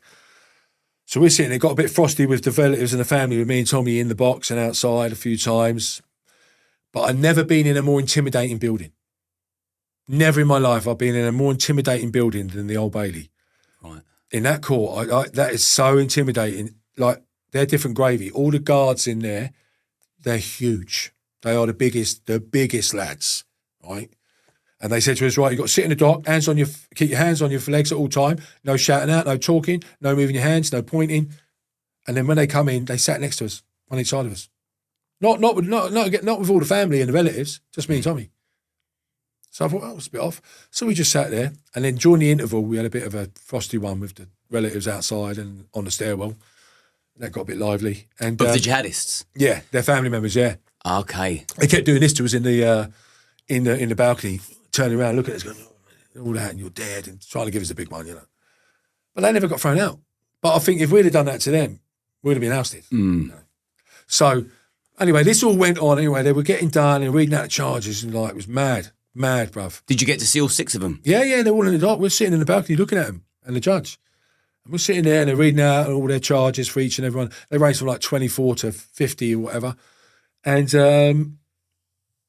I said to Tom, this is funny, right? I said to Tom, we was outside, I said, listen. It's good that you can laugh about it. Oh, yeah, brother, this is funny. This is funny, right? And this is me all over here because I love having the crack. You know, I die, shoot me if I can't have the crack. So I said to him, listen, I know what's going to go down, what will go down well here. I said, they had a letter in the boot calling for the Queen's execution and all this sort of stuff, and the Buckingham Palace with a flag. When that judge slams the gavel down and says, case dismissed, case finished, closed, whatever, right? Says it out loud, whether I'm not sure they slam a gavel, but anyway, when he ends the case and we're no longer impeding the case, we can't be prosecuted for interrupting, because they would use that against you. So I said, he goes, what? I said, me and you are going to push forward to the front through all their family members, and we're going to get out on the edge of the balcony and we're going to lean right over and we're going to shout out, God save the Queen, right? Because they can't do us for that, because that crest above the judge's head means you're in the Queen's presence. You're in the presence of the Queen. I thought he was going to say Bin Laden's mother's a whore. no, I couldn't. Yeah, we could have, and that would have went down well as well, you know. Oh, yeah. Oh, dear. But we just shouted out. And he says, well, why are you shouting out? I said, because they had a letter in the boot calling for the Queen's execution. That's the final fuck you. Yeah, that's our Queen, bruv, right? That's our Queen. I'm not a royalist, you know, I'm a loyalist, but I'm not a royalist, right? But the Queen is the Queen, you know? So it's what she stands for, what she signifies. So I thought, no, not having that. So I said, he goes, you reckon that'll work? I said, bruv, trust me, we shout that'll cause uproar. So he said, right, so we did it. So we ran forward when he went and we pushed through. And God save the Queen. Mate, the whole courtroom went up. They all kicked off. They were scrapping with the screws in the box and everything. Fighting. Everyone was going nuts. This lot were trying to scrap in and pushing and shoving. All the guards were coming, running in. The judge was like, whoa. And it was all, and the journos all over it about all the media. They were like, whoa, it's all causing mayhem. And the next day in the papers, the big story was Tommy Rolls and Kev Carroll shout out, God save the Queen, causes mayhem in the courtroom. Not that they've been convicted of terrorism, like potential murder. You know, we caused mayhem because we shouted out, God save the Queen, but they couldn't touch us for it. Because how can you prosecute someone for shouting out, God save the Queen in the Queen's presence in one of in her highest of courts? That's the highest court in the land, isn't it? Yeah. And what happened to the 6 terrorists? They all got whacked away, all got life. Yeah, 30 years, 35 years, all that sort of stuff. I mean, as much fun as it sounds like having terrorists want to come and kill you all. It's not fun. No. At what point did you decide enough's enough? And how did the EDL come to an end? Because it caused some problems as well, didn't it? Yeah, I mean, what you got to remember is, like, I was working for a living as well, yeah? So physically, I'm a chippy, and it's hard graft, you know what I mean? Climbing around roofs like a spider monkey and throwing fire doors about and floors. It's hard graft. So I was having to earn a living and do all this. And, like, because I literally had to general everything. I had to run everything. Do you know what I mean? Tom would just make a call to me, Kev, we need this setting up, we need that setting up. And I'd have to go and do it because I was the practical one. Do you know what I mean? We take the piss now. I say, hey, you stop calling me up and giving me jobs to do, will you? Do you know what I mean? So, but I'd have to set everything you see on all the videos, the sets, the scenes. I'd have to sort it all out, the lighting, the banners, the posters. Oh, mate. And then I'd have to keep everybody in control because I was able to do that, you know. I'm not saying that I'm anybody, but I had enough presence and respect from people that, you know, if I shouted out, lads, stop, get back, they would do it, you know. So what I'm trying to get to is it was exhausting. And we'd had a few years at it and I was spent, bruv. I was spent physically, emotionally, mentally. Had your mental health gone to pot by then? No, not by then. Not by then. I was literally burnt out. And I felt it, you know what I mean? Yeah. And one of the coppers said to me, he was a lovely lad, a great lad, I was chatting to him. He said to me, here, Kev. He said, it was him and a female copper, WPC. She was lovely as well. They were at my house, really spotted. They were so sound. So they said, after the gun thing, they were like put on my house. That's a funny thing. I used to bring them out Chinese. They were sitting outside the house. I used to cook for them and bring them in the house and talk to them and let them use the toilet. But they were great. They were. So she said to me, and he said to me at the same time, sort of thing, how do you do it? I mean, how do you do it? Do you know, where do you find the energy? Do you know what I mean? To like work. We know you work for a living. And you're organising these demos every 4 to 6 weeks all over the nation. How do you do it? I said, I don't know. Don't ask me. You know, the Lord. You know what I mean? So, yeah, but I was so exhausted. And I said, Steve, you know, I ain't got much left in me, brother. And he said, and he was the same, you know, and it's the stress and the hassle, constantly getting nicked and all this sort of stuff and the court appearances and the stress and the drama. What about the crowds and some EDL members' behaviour that you're probably being held responsible for? Is that all a contributing factor? Yeah, you have to, and it's exhausting reining everybody in and controlling, because we were really organised. We had ROs, regional organisers, all sorts of different levels of, and it was exhausting, and we had to deal with people's egos, because you'd be amazed. You give someone a stripe, and they were proper sound before then, and all of a sudden they're marching like there's some sort of RSM on the parade ground, started bullying people and telling people what they got to do. I said, no, we don't tell them that. Bruv, we don't tell people what to do, we ask them. And I got loads of calls about people getting above themselves. We had to dismiss them and rein them in, and people's egos, bruv. I mean, I ain't got an ego, so I'm just so laid back. I'm just super chilled, right? And then I don't care. So if you're sound, you're sound. But don't be a dick. Yeah. Do you know what I mean? No one likes a dick. Don't be a dick. But you'd be amazed how many people sort of thought they were like this super powerful being, because you give them a bit of power. So we had to bring them back down. I'd have to do all that. But it's so exhausting. And then you've got to remember about infiltrators and instigators at demos.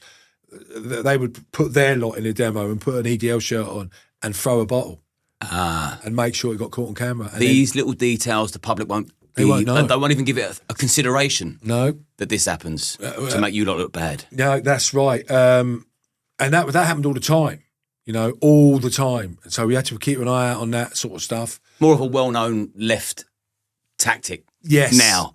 But back then, it was probably, you're finding your feet as well, aren't you? If you're new to demos and stuff. Yeah, because I'm a chippy. So this whole protesting thing and this mind games and plots and plays and scheming things you have to do from demos and the tricks, we didn't know any of them. So the left were pulling all these stunts on us in the beginning. They were getting away with it like murder.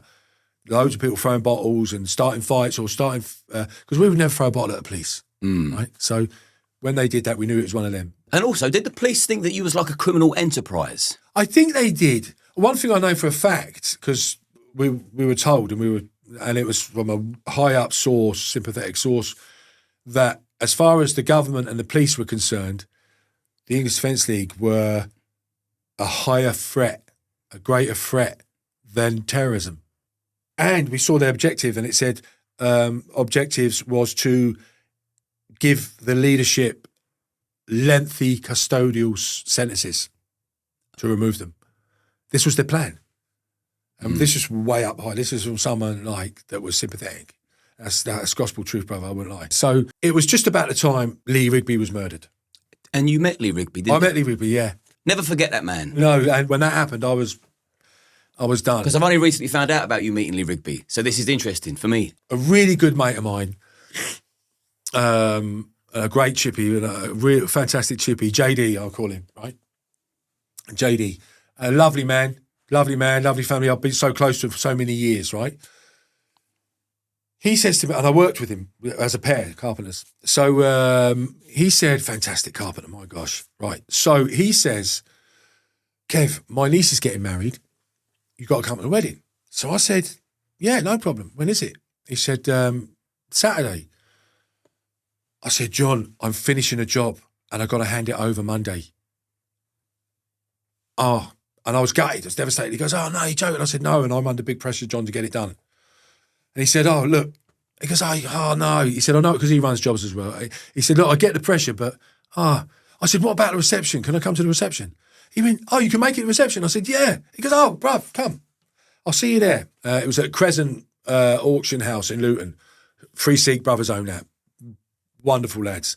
Massive place. It was a good venue. So I shoots, I finishes a shift. I get dressed and washed. I shoots there.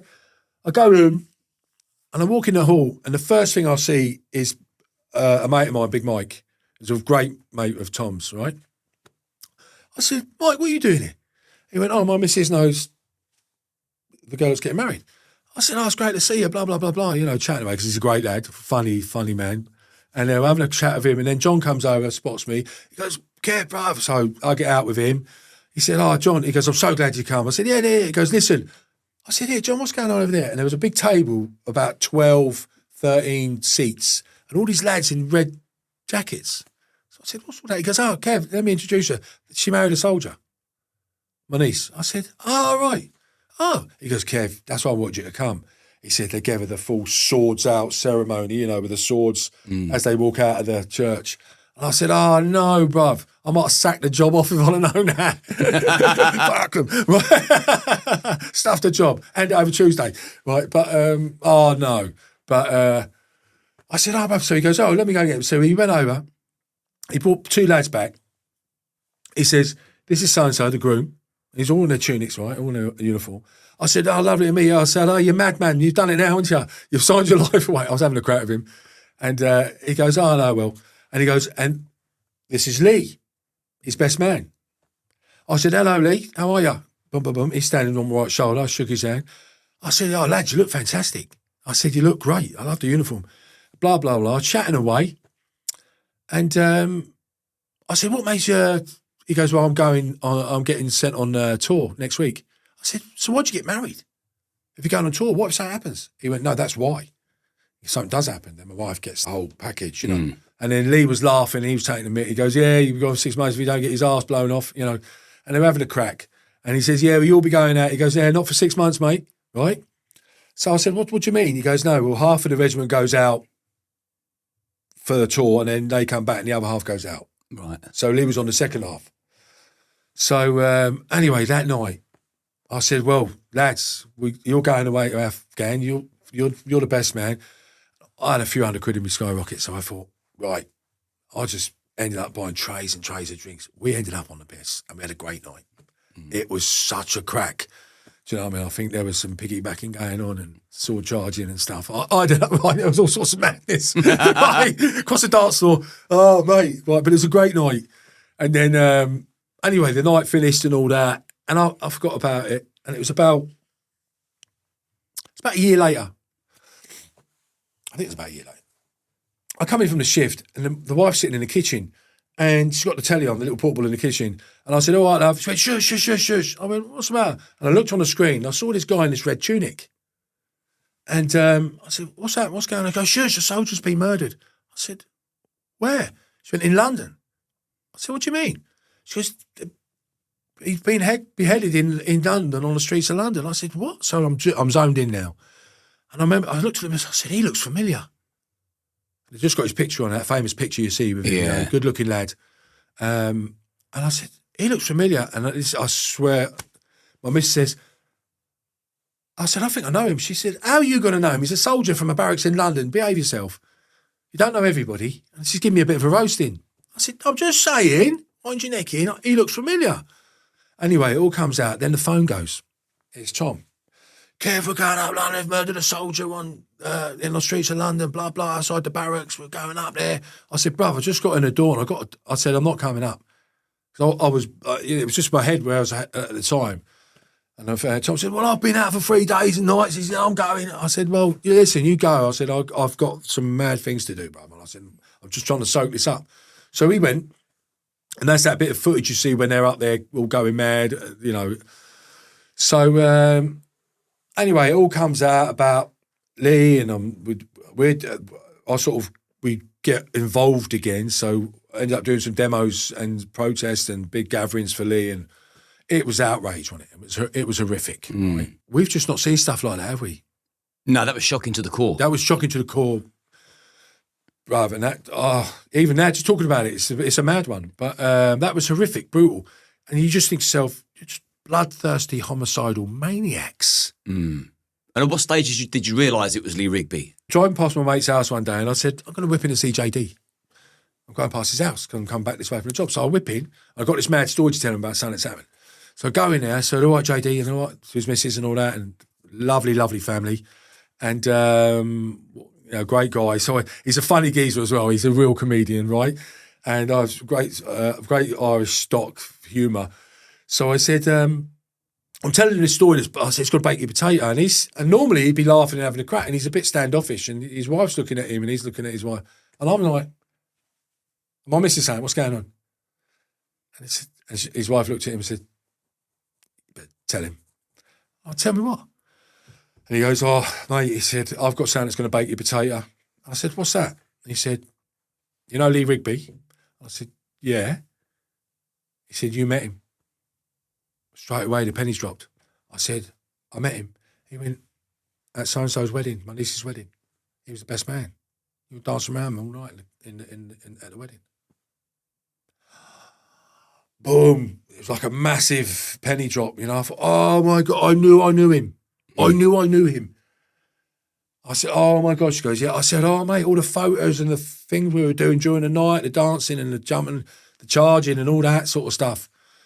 He said, yeah, the family said that, but no photos, Kev, because they don't want his name being dragged through. 'Cause they'd use it as a stick to muddy his name, and we couldn't have that.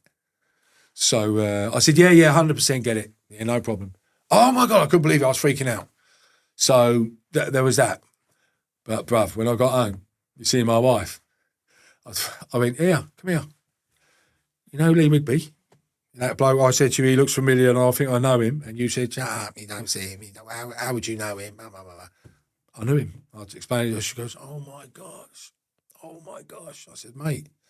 And then I ended up spending some time with the family because I went to another wedding of JD's daughter's wedding, and all the family were there because they were friends. So I ended up sitting in the hotel bar with them till 4 a.m, chatting to all the friends and the family members and stuff. So I had that mad connection sort of thing. I've actually met him and the family. Changes things when you've met a human being, doesn't it? Yeah, whole new ball game, whole new dynamic. It becomes more real. A lot of people that watch the news or they're looking at war from Sky News or GB News, because they're so detached from it, they don't really care. It's like, go on and bomb him and bomb that person because there's too much distance there. Like, if you actually knew those individuals, you'd be looking at it from a different angle. And so I'd imagine the feeling was quite different once you realised that you'd bonded with him. 100%, brother. It's tangible. There's a human thing to it. You know, like, it's not a picture or a face or a TV screen. It's a real person. And it was horrific enough for anyone that didn't ever meet him. I mean, that's still, well, I think it will haunt the nation forever, that particular incident. Because it was the kind of first of its kind I can remember. It was so barbaric. And the fact that now we've got access to immediate boots on the deck. There's a bloke there, blood all over his hands, with a knife, reciting God knows what. Just to see that in real time was, well, it's certainly branded in my brain. Very sad. Well, you just actually nutshelled it there, I think. That's exactly what it is. Because I think it's imprinted on everybody's brain, isn't it? Those images and the name of Lee Rigby. Because I mean, obviously, I know we had terrorist stuff before, but there was something about that. Very intimate. That's the perfect word. It was. I think everybody felt it personally. Yeah, and it is an intimate thing. 100%. And I think that's why it shocked the nation and the world. Do you know, because that went across the world. I don't even like saying the scumbag's name. I want Lee Rigby to be remembered forever. Because I know it's sad, but if you allow them, they would scrub him from history. Because let's just look at it now. When do they talk about him? When do they talk about Lee Rigby? And they say he was killed. You know, it's the dumbing down language they always use, like Southport killers. Oh, those children that were killed. No, mate, you're not. He wasn't killed. Those kids weren't killed. You're killed in a climbing accident or a car crash or in battle. They were murdered. He was murdered in the most brutal, cowardly fashion. Run over and then right outside his barracks and then brutally murdered. That's, listen, we can't have people like that in society. Nah. So that must have made it even more difficult to think we've got to wrap up the EDL now when you're fighting against people that are responsible for those kinds of crimes. So how did you manage to sort of box the EDL off? Well, that sort of rebooted it. Just when I was exhausted, I feel like, oh, I can't do this anymore. That gave a whole new impetus and that we sort of springed off again. So, it kept us going for a lot longer and then it sort of died out again. And it consumed me. It taken over my life, everything. So I just said to Steve one day, listen, what do you think? And he says, well, I think it's time. And I said, no, brother, I'm the same. I feel the same way. So how do we do it? We hand it over to someone, let someone else take the reins now. Do you know what I mean? So we decided to use 𝐷𝐿𝐼𝐼 as the news outlet. But even that went sideways. Do you know what I mean? Even that was like, that didn't go to plan because they're a Trojan horse operation anyway, I think, 𝐷𝐿𝐼𝐼. Just the name 𝐷𝐿𝐼𝐼, if you research that. But Maajid Nawaz was all, he was nice on the face of things, but I still think his heart lied with Islam. Yeah, and the whole radical thing. Yeah, radical thing. And what freaked me out in there, brother, they had a lot of like these white dudes, like English Christian dudes, right? And girls, like campaigning on their behalf. Like there was this one, I mean, there's only one word I can use to describe him. I don't like to speak ill of people, but he was a wet blanket and a bit of a bell end, right? This guy, Jonathan, right? When we were announcing, he's a bit of a Weasley, rodent-y type, you know, in general. But he, when we were just before we'd done the announcement, right, before we went out on the internet and across the world, this two-bob gobshite, he couldn't resist the temptation. He tweeted out something. I'm so proud and glad to announce to the world that Quilliam are facilitating the decapitation of the English Defence League, and it is no more. As if he was taking the credit for it. You know what I mean? And someone told me this. Like it wasn't your resignation. Yeah, like we were doing it against our will. Yeah. And we were just using them as the voice box, the soundboard, to get it out, right? Well, I lost the rag. I ran around this whole building, the Quilliam building. It's not like me either. But I ran around the building looking for him. And, you know, I'd have given him a kick up in his hole if I'd have found him. But for doing that, because it was already, from there, it just went boom, all over the internet. Whereas it was supposed to come from me and Steve. Do you know what I mean? Yeah. And he sort of stole the thunder sort of thing, so to speak. But it wasn't that it was a thunder, but he was just trying to make himself and his Quilliam organisation, they're a bunch of weirdos, bruv, as well. They are a strange bunch. I mean, who are they? For those that don't know. Quilliam is an organisation that they say that they're working against extremist Islam and all this sort of stuff. Because Majid had done 5 years in Egypt for terrorism when he was a jihadi.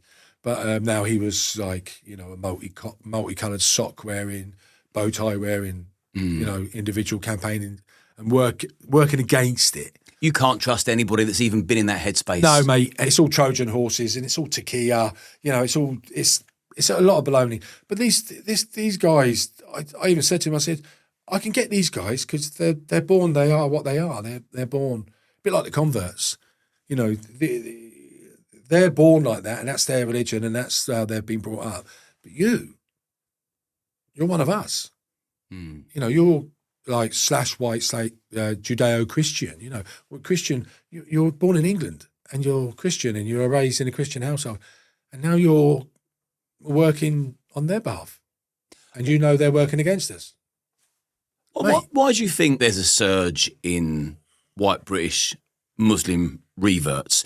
And I don't even like calling them reverts. Yeah, what is that? What, yeah. That's a baloney Mahoney word, isn't it? It's just ridiculous. But they believe that they're born Muslims, they just don't know it yet. Is that right? Yeah, I think they try and say that originally everybody was born Muslim and then people were taken away from it. Oh, there's a lot of old twaddle. Why do you think there's a surge in them? I mean, a lot of them seem to be ginger. They're kind of, you can sort of spot one now, can't you? I'm telling you, as a redheaded, because I was a redheaded lunatic as a child, yeah? I was wild. But, so the redhead thing, right? But one thing I'll tell you, growing up in Luton for me, just to backtrack on that, I used to get terrorised for being red. I took more shootings and more kickings and more chases and got singled out more for being a redhead, right? Mate, that's why a lot of redheads are angry. You don't really want to be pissing them off because they've got this anger thing in them, right? That they can summon up, this rage, right? And maybe that's a Celtic Viking type thing, yeah? But it's that DNA, they've got that genome in them, and they can pull it out of the bag. But there's a load of young ginger kids that are getting terrorised for their hair colour and end up committing suicide, jumping out of the fucking loft. And it's true. They get picked on and it was almost acceptable on TV by TV personalities, demeaning redheaded kids. Like it was some sort of like disease, the fact they were ginger, right? And but I know for a fact that the kids, the ginger kids at school, they get singled out and they get terrorised. Now, you're recruiting for Islam. You're looking to convert people, right? Now, along comes this ginger-headed lad that's been no mates at school, been bullied all through school, been isolated, bullied. All of a sudden, this guy comes up to him and says, no, let's don't worry about it. You come with us, brother. You'll be with us. And you've got to tip your hat to him for this. So all of a sudden, they show this lad a lot of love, a lot of support, a brotherhood. You come with us, mate. You need to come to Islam. You'll be protected. You'll have a whole family, friends. No one will be able to mess with you. Now, to someone that's been bullied and terrorised all through their school life and their young adult, and feels isolated and a bit conscious about their being ginger and all that, yeah? That's very attractive, very appealing. So they jump to it like a fly to like a moth to light, bang, you know? So a lot of these ginger lads are converting because all of a sudden they've got friends, a brotherhood. No one can then take the piss out of them anymore. Do you know what I mean? And it's not right anyway. But that's what they do. It's like in the prisons. They go for anybody that's vulnerable or isolated. Do you know what I mean? They'll recruit them in. And to be fair to them, I've said it many times. The brotherhood they do have, the fact that how they stick together. You mess with one, you mess with them all. You know, it's very mafia-like, isn't it? Yeah. So that's very appealing. And to a lot, like even me myself, my whole life I'm searching for a brotherhood. Band of brothers. Band of brothers. Do you know what I mean? My whole life, and that's why I'm such a loyal dog. You know what I mean? You can't buy me. I can't be bought. No. You know, I live in poverty, mate. It's to this day. I have nothing. So, but that's the price I was prepared to pay. You know, I wish it is what it is. But searching for that band of brothers feeling and that feeling of belonging, that's a very alluring draw. So and they offer it, and they've got it. So for a jihadist, a ginger guy is an easy target, easy recruit. Easy recruit. So when you ended the EDL, because it was your baby, you loved it, you lived and breathed it. I built it, I formed it, I started it, I built it. It was my baby. I put all my time, effort, and energy. I was consumed. Yeah. So like 100% pure, unadulterated passion. So when you divorced from the EDL, how did that feel? Yeah, it's kind of like a relief or sadness. It was a bit of relief for the pressure. You still get the pressure, obviously, because you can't just sort of switch off from it. It is what it is. So historically, that'll always be associated with me. You know, and it was a historical thing to do. There was a woman, just to go side, I said, oh, you have to stop me diagram. Just to go, but there was a woman that negotiated, she's an American woman, she helped with the negotiation of the Good Friday Agreement, peace deal in Ireland. And we managed to have a little chat with her. And she said, look, what you've done is historical, it's history. You've broken down the North-South divide, right? That in itself was historical. And you've built this protest street movement, and it's actually part of British history. It'll have to be wrote in the history books. They can't scrub it. They can't deny the EDL. They cannot say the English Defence League was a massive influence on today's society, because look at today. The cat's out the bag. Look at Tommy's where he is, doing what he's doing. That's all down to the EDL. So that will always sort of be part of the following. But I did slip into depression. And then sort of like, yeah, it was a multitude of feelings, you know, I'm a bit manic anyway, I suppose, because I'm sort of super Duracell bunny, get things done, OCD, you know, I like everything where it's supposed to be. It kind of like clashed with my head a bit, you know. What was your fondest memory? Fondest memory of the EDL days and the biggest regret, so we can yin and yang it. What were you most proud of? Everything, really. I mean, the whole. It's hard to put a little a pin in it, because I was just so proud of like the way we brought the country together. Like, you know, we created this force. Do you know what I mean? The fact that I was instrumental in getting my brothers and sisters, my fellow countrymen and countrywomen, from all four corners of the country, the UK. And then like the globe, but specifically the country, to break down all them barriers, all them stereotypes, you know, northern this, southern that, you know, that all went out the window. Because let me tell you something, brother, the people of this country are great. We are a fantastic people, but what they try and do, and they have done, is try and tell us that we're nothing and we don't matter and other people are more important than us. And this, that. No. The British people, we are important. And we are fantastic. We are a tremendous tribe of people. Amazing tribe of people. And I love I tell you, I'm so, mate, like, you know, particular soft spots for individuals like the people in like the Northeast, the Geordies. What a magical people, brother. the best, didn't they? Yeah, the best. And not that everybody is. I love all our people. The Northwest lads, the Northeast lads, the Welsh lads, the Scottish lads. They're all great. But I got a little soft spot for the Geordies. You and me both. Because second home for me, Newcastle. Yeah, they're great. I lived there myself, and they're great. They're just so great. But like in general, the fact that we galvanised our nation, our people, to stand up and be proud of themselves again and take to the streets and be proud of their identity and speak up against injustice and two-tier this and two-tier that. You know, no, not having it. And so there's that. But also, I've got to say, exposing the grooming gangs. You know, that was... having my name on that was like, yeah. That's a lot of lives you saved. You know what I mean? I always think of that. When I think about, you know, the chastisation and the media smears and the lies that were spread about you, I think, cool, how come you don't ever print about the good side? Because there is always a good side, and most of it was good. And you did put this out there into the universe that there's a grooming gang epidemic that's going on. There are children, young girls being raped on an industrial scale by gangs of Muslim men. Hello, wake up, smell the coffee. And eventually we now have.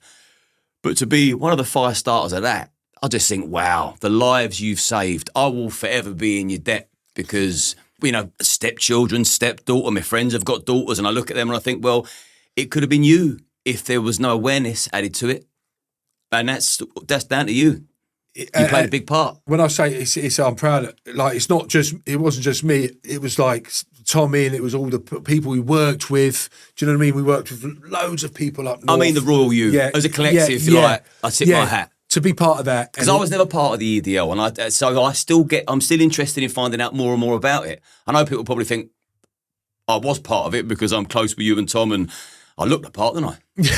Yeah, from a stereotype. yeah. But you're not like that, brother. And what do you say to people that stereotype you? What do you say to people that have accused you of being racist over the years, for example? Oh, brother. It's an insane claim as well, if anyone that knows you. Yeah, they're nuts. It's just nuts. And it's so frustrating as well. Because, like, growing up in Luton, I've never been to another place like Luton from the dynamic that, like, the black and white lads in Luton, we were like that, bruv. We grew up together. We played football together. We clubbed together. We partied together. We fought together. And Luton is just that special type of place, yeah? And it was a fantastic town. And it's got a big Irish population and a big West Indian population. And for some reason, the Irish and the West Indians have always had this, like, thing, you know? But in Luton, the black and white lads were like that anyway. Because we all just lived with each other. We lived next door to each other. We on the same estates. We grew up together. So all my peers that I looked up to, like Johnny Ash and Desi P and all these lads and all the families, big family names, they were like my boxing coach. They were just like wonderful people. They were great. Do you know what I mean? They became my best friends. And I was growing up, I used to live with them and stuff.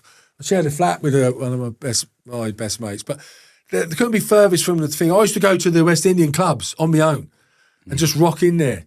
You know, the blues parties. I used to rock up, and I was that lad. So I'd walk in there, mate, and I'd be in there in the 5-0 club. It was Luton. For everybody that knows the club in Luton, the 5-0, it was legendary. There was another one, the International, but that wasn't so good. I don't want that keen on that one.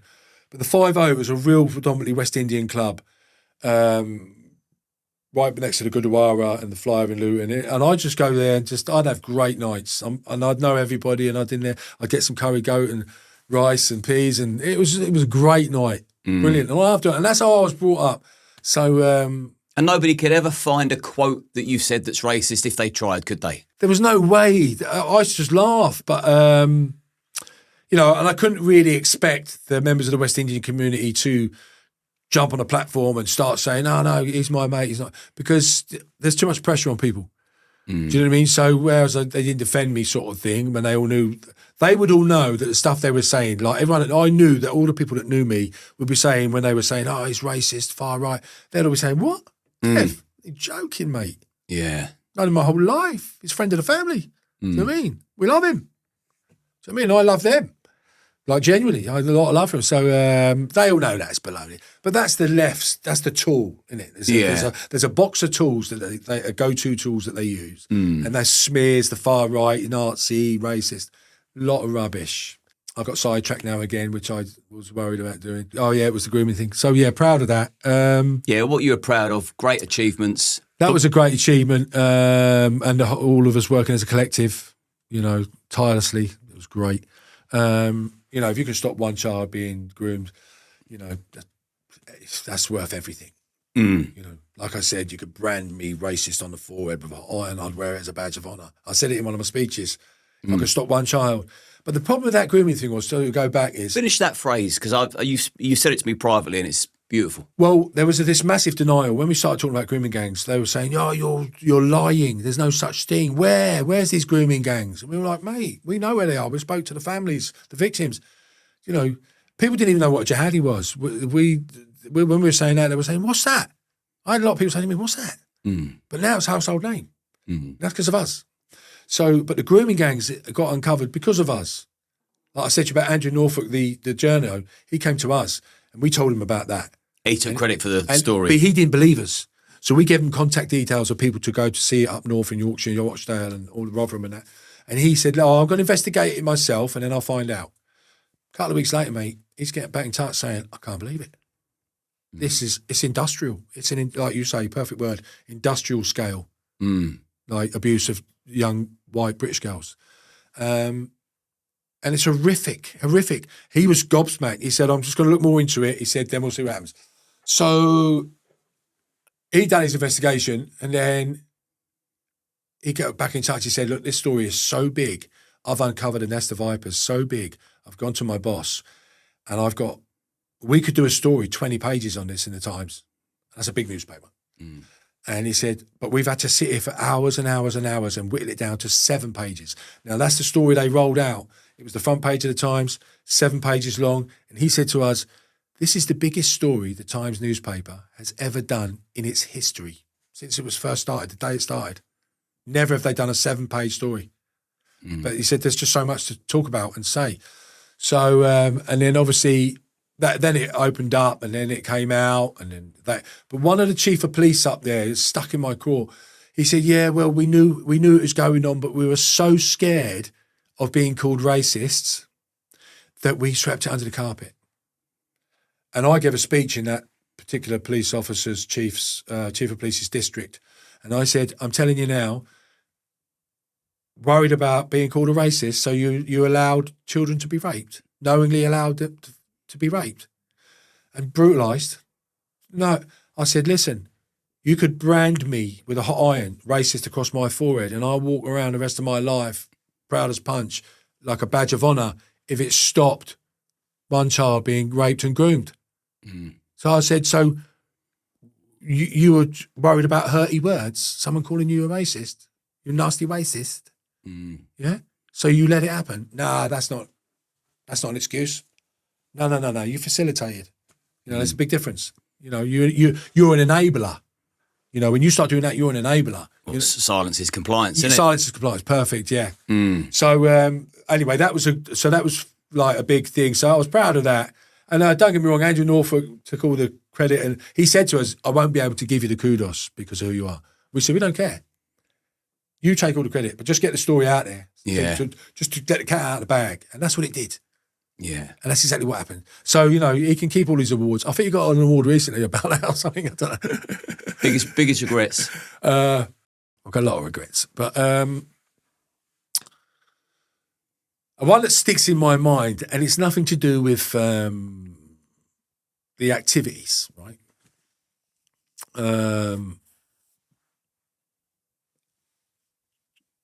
It's too much shame, really. You know.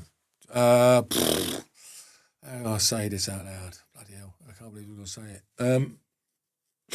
All right, so when I say I was like obsessed with the movement, yeah, it was my baby. I meant it was my baby, yeah.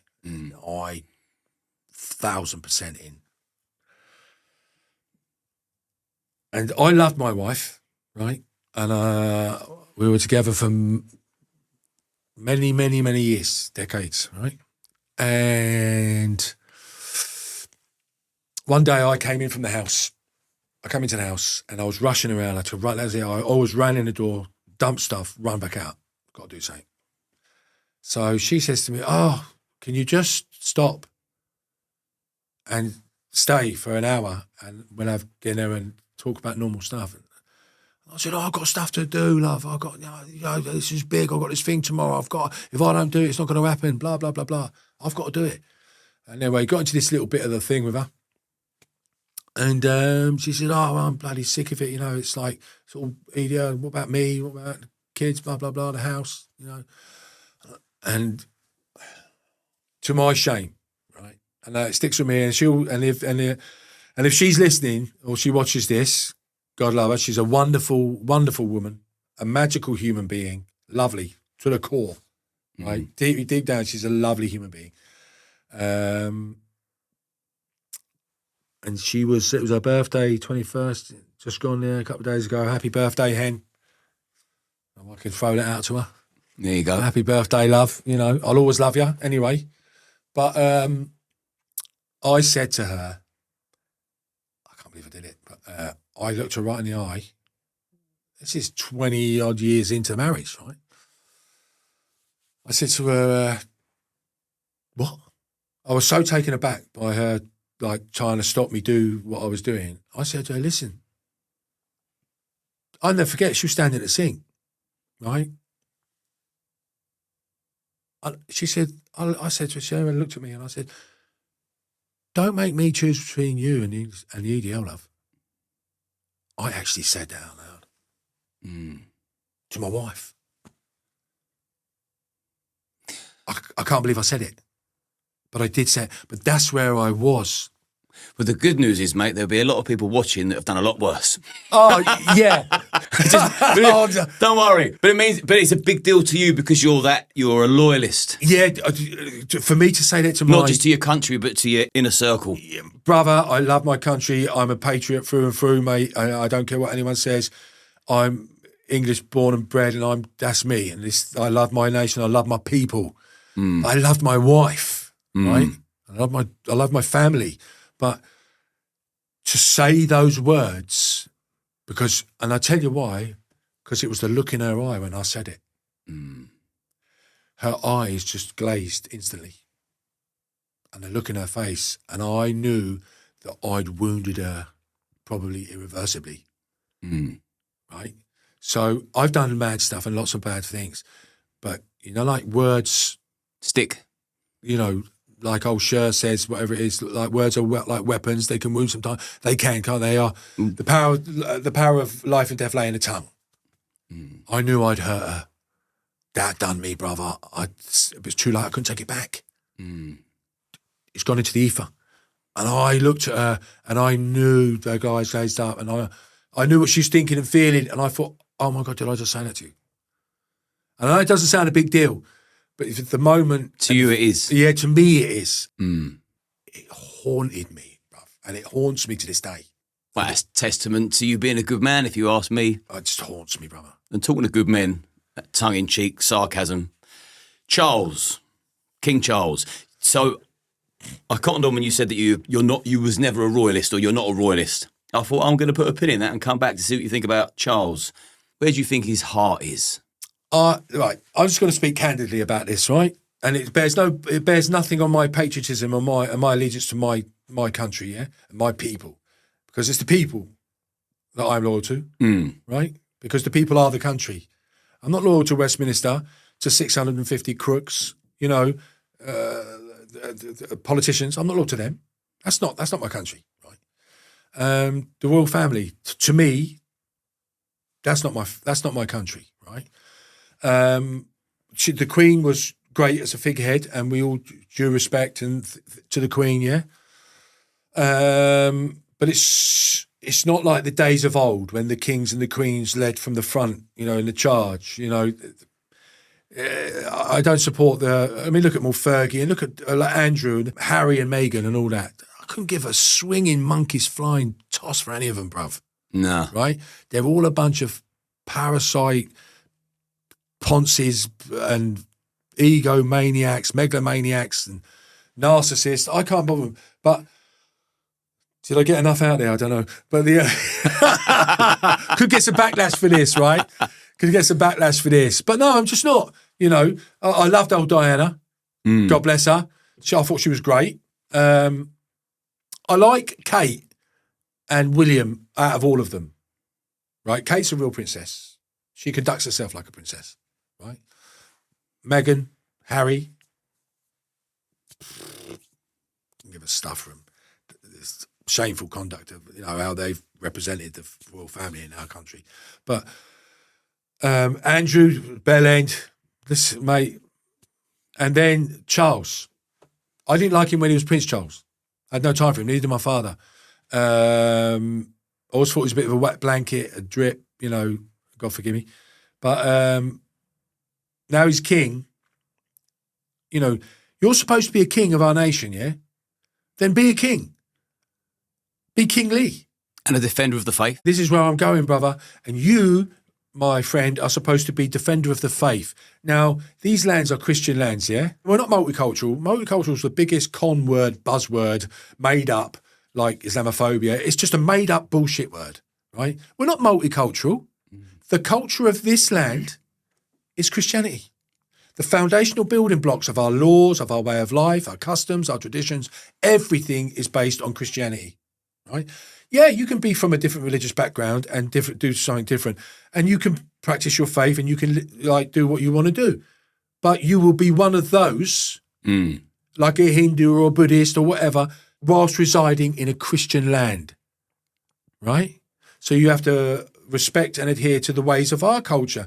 This multiculturalness, what a con for diluting and getting rid of a nation's identity. Right, that's all it is. It's a part of the big con, right? It's a much bigger plan. But anyway, so stuff that. So you are supposed to represent Christianity.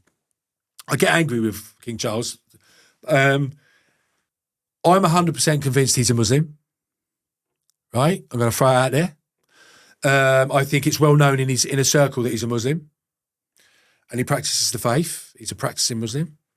I'll tell you a little story. I knew a man that was cleared and vetted to work on one of his homes, their lands. So, and they had this little fancy dancy little shed thing in the back garden, and inside he had a look in there, and there's a mat, there's nothing to sit on, but it was just a rug, mat on the floor, prayer mat.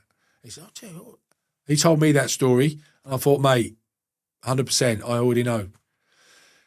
And then the speeches he's given before, years and years, he's always bigging up Islam and saying, we can learn so much from Islam and Islam has brought so much to the table and all this sort of stuff. What? Baloney, what? We stopped the gates of Vienna. If it wasn't for the Polish stopping the Ottoman Empire at the gates of Vienna, the royal family, us, the West, Christians, wouldn't even exist. They haven't brought nothing to us but war, conflict. They want to convert us or we die, right? And thanks to the Polish legends, they stopped them.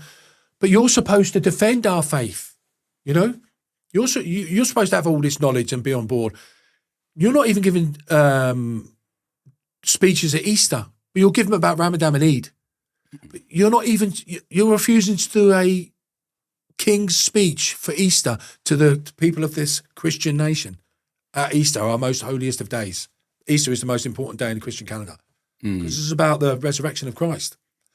So I'll take that on board. I'll take that personal because obviously I'm Christian. I'm much more sort of devout now than I was. And I think that's disgusting. What kind of behaviour of a king of a Christian nation and a defender of the faith refuses to give a Easter speech for the Christians of that land, of his nation that he's king of? But he doesn't do that, but he gives one for Ramadan. I mean, you've got great grounds to go on to assume that King Charles is a Muslim, based on the fact that someone that's had clearance to his grounds and they've found a prayer mat in this little fancy, that's outrageous, little garden hut thing, ornate thing. And they told me years ago, and I knew it, and my dad knew it as well. My dad's always said he's a Muslim. Guarantee it. Now on the subject of faith, I want to come to that in a minute. But talk to me about your more recent life. You've had a few, it's in the public domain, so I'm going to have to go there. You've obviously had some problems because you was in jail for a little while. Yeah. Made some mistakes, What happened there and what was going on at the time in your life and in your head? I started to spiral out, and sort of 2020, and I started to spiral out, and listen, I was substance abuse, alcohol. What pain were you numbing to do that? Because you're always in pain if you're using something. I was just on my own, right? I'd lost everything. Lost my wife, family, homes, work, everything you could think of. Lost it, you know, and then ended up, and then I lost everything. I got stripped down to the bone, ended up losing me dignity, everything. Just carved to the bone, bruv. I lost everything. And you get deeper and deeper into alcohol. You're trying to use that as a medicine, I suppose. And then like substance abuse, you know, oh mate, and it was a never-ending, just spiral. And I had a lot of stuff going on with a lot of like idiots as well. So I ended up just spiraling out, and just my mental health took a real, like, I think it all just boom. I suppressed it for so long, it just hit me. You know what I mean? And I thought I'd lose myself in drink and drugs and whatever, but that just made it worse, like 10 times worse. You know, and I had having run-ins with the police and all that. And this is what, look, the police, they were so good with me. Like Bedfordshire Police, like Northamptonshire Police, Kempston Police, they were so good with me. They treated me with such dignity. And like, they were so good with me. Like, big shout out to them. Wonderful. So I can't knock them. You know, they were really professional. Is this when they nicked you? Yeah, but even when they nicked me, they were sound with me. They were super cool with me. And what was the charge? Well, I got nicked so many times.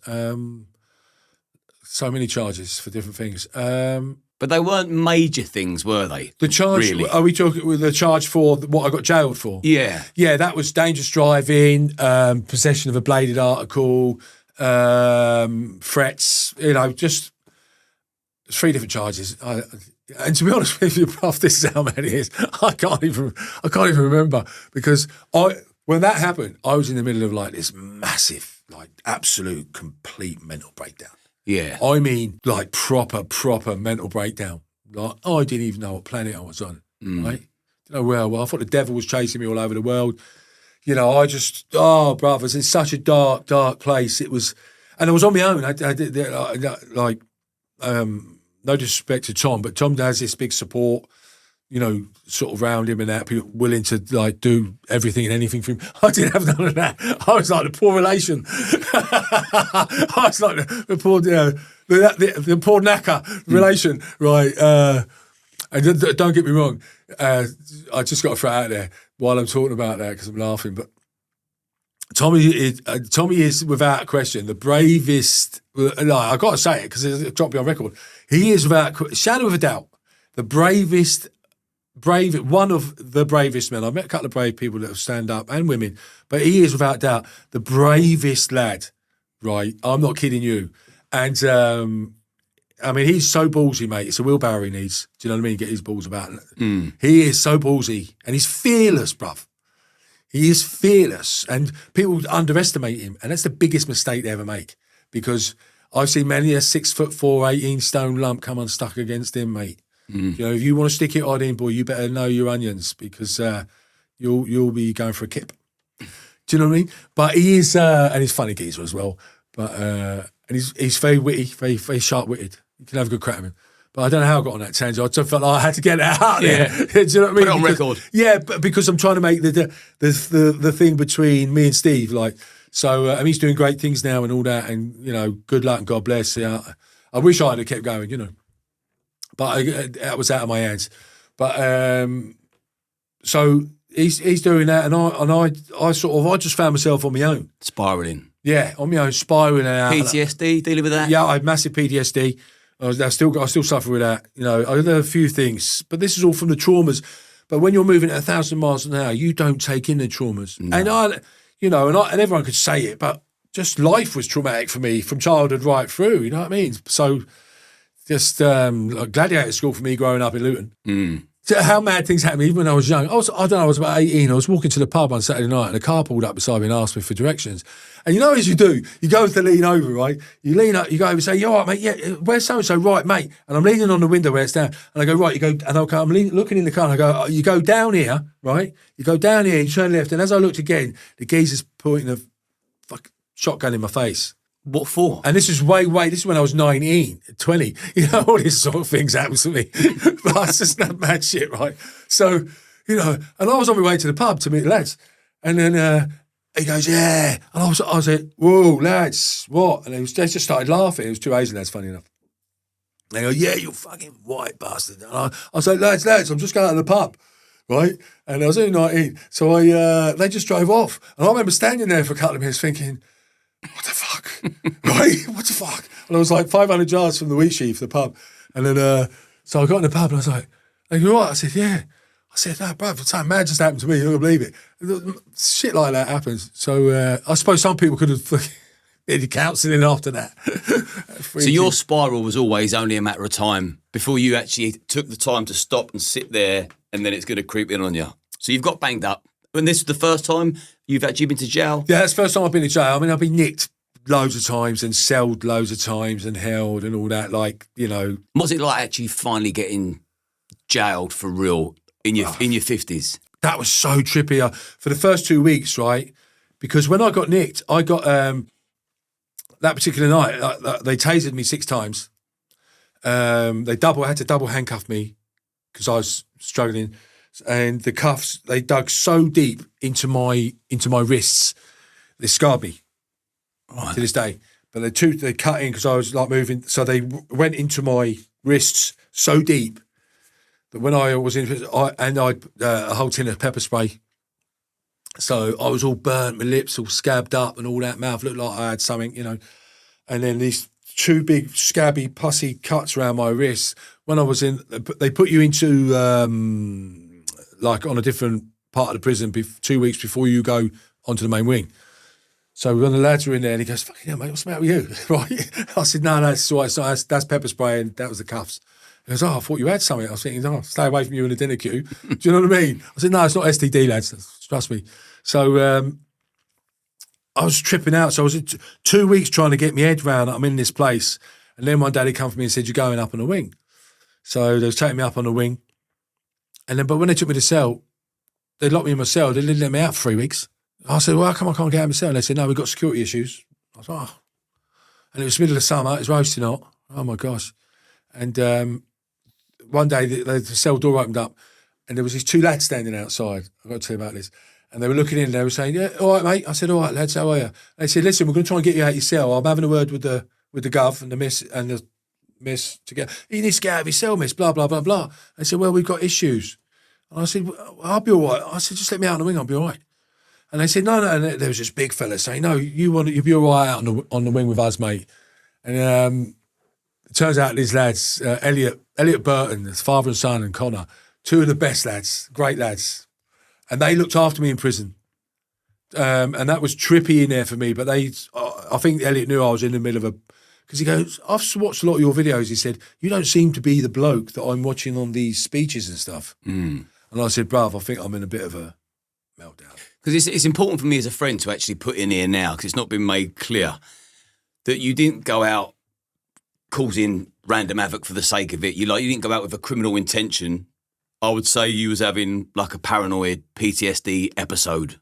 Yeah, induced by I was getting a bit of jip off a couple of lads. I thought, in my head, it's a complicated thing to explain. So I was getting a bit of harassment at the time. So anything would set me off, right? In my head. But I'd be sitting in my house 1 minute. Next minute, I'll be running down the street. Do you know what I mean? Thinking like devil himself's after me. Do you know what I mean? The Satan himself was coming for me. And that's what I mean. It's important to put that on record because I'm sure the media would love the public to think that you're a horrible criminal. No, it wasn't criminal stuff. But it wasn't, no. No, it was me mental. You was escaping your own mind. Yeah, mental health things, just complete meltdown. And defending yourself from things that maybe weren't even there. Yeah, and it was lockdown as well. I was like, bruv.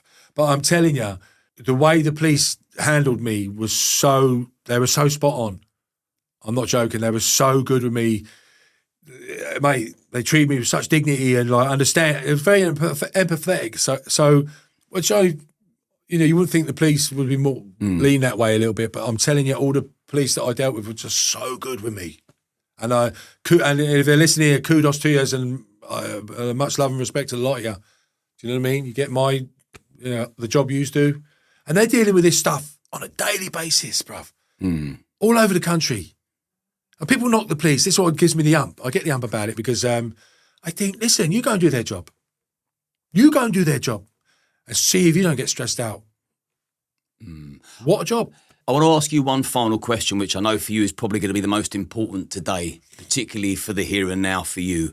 But before I do ask that one, I just want to ask you, like, how would you describe, and it's horrible talking about yourself, but who is Kev Carroll? Wow, see, that's a question, brother. That's a question. Listen, do I know? Do I even know? Look, to describe myself, look, I'm just a lad from Luton. You know, I'm just a Lutonian lad who's a chippy, who's grown up in Luton. I've got no problem with no one. I've never instigated grief with no one. Like, never. You won't find a person on this planet that can say I've instigated anything harmful to them or bullied them or done something wrong to them or ripped them off or anything like that. Nah, never going to happen, you know. So I'm just this normal lad from Luton that's grown up, that's been put into this, that was thrown into this scenario, that decided to do something. I got the ump, you know, and I'll help anyone. You know, I love me animals and all that. You know, that's why they nicknamed me Dr. Doolittle. You know, thanks for that, Steve. Right. But I love wildlife and Mother Nature and the world, you know what I mean? I love people. I love my people. So I'll help anyone. I'll never see someone in distress, you know, don't matter who it is, man, woman, child, police officer. I'm not standing by and watching anybody getting attacked or injured or wronged. I always felt I needed to stick up for them. I just know, but you know, listen, I'm just an ordinary lad, and I think, you know, there's nothing evil or wicked about me. Do you know what I mean? And like now, I'm sort of like, and I've been swearing in here and all that, but I'm into my faith, you know, my Christian faith, and God and all that now, Jesus. So And that was going to be, this is my final question to you. I want you to talk about your faith, Yeah. how you found God, or how God reappeared in your life, what it's done for you, and how important your whole faith system is. Because I know it's important to you. yeah, like I say, You've brought your Bible with you. yeah, and brother, I would just like, don't stop it, mate. I can't help laughing because I know the crap we have. Like this is my Bible, right? But Pat, I watched an interview you done with Pastor Ricky. Gave me this, right? Who is a wonderful man, right? I love Ricky. Yeah, he's a wonderful man. He sent me that Bible with a letter inside it when I was in prison. It's a lovely letter. And you can't get a Bible in prison. You can get a Quran, but you're not allowed to have a Bible. So I was like, I was pretty desperate, and I was in a bad place, and I've always been a Christian, but I was a lazy Christian. I was a lukewarm Christian. You know what I mean? I wasn't like committed. I was doing what everyone else was doing, you know. And then, but he sent me that Bible in, and it's a beauty as well. And that letter, and I read that letter. I thought, and that really, mate, I could tell you what, I can't tell you the strength that gave me in prison, right? And like I say, I love the man himself anyway, Ricky. He's such a lovely man. And then when I come out, I leaned on that, and I just started reading my Bible and started getting into it.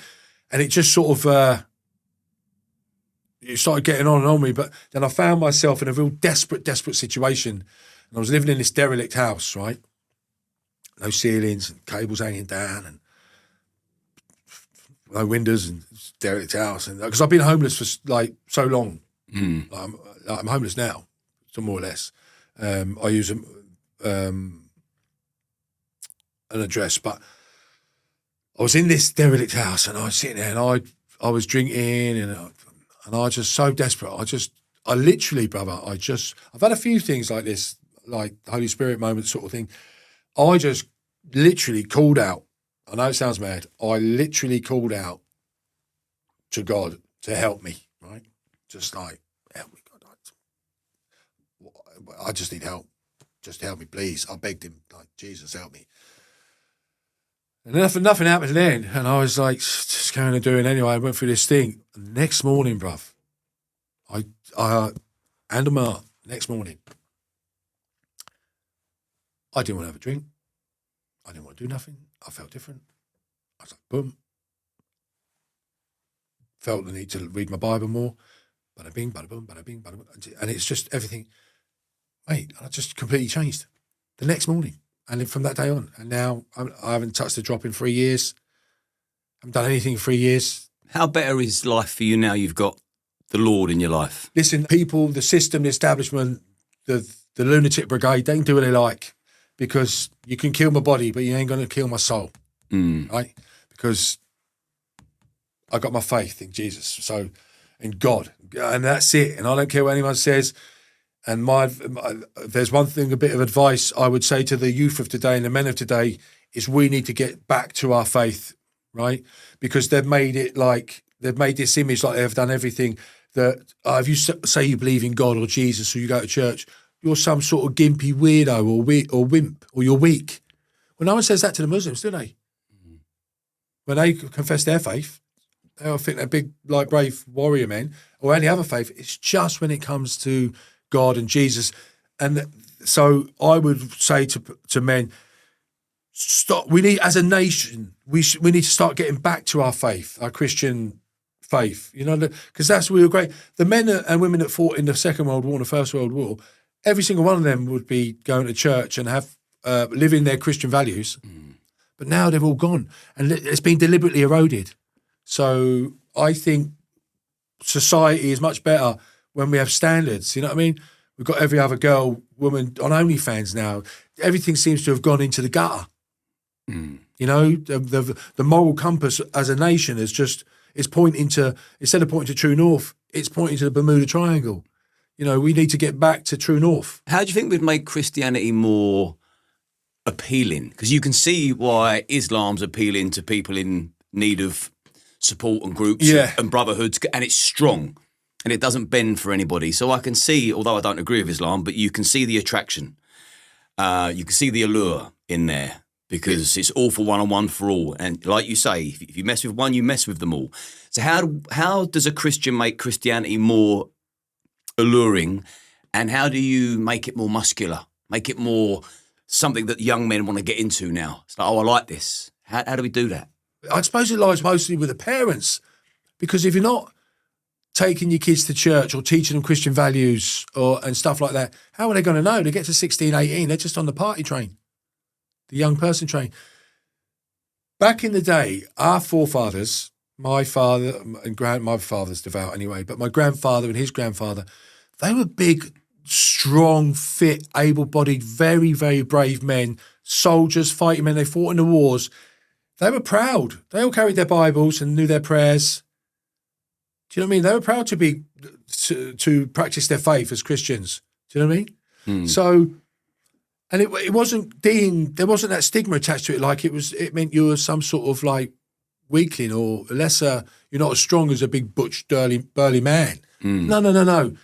If you look through our history, this country, from top to bottom, is stained and soaked with the blood of Christian warriors defending this land, fighting, whether it was internal fighting or external fighting invaders or fighting amongst themselves.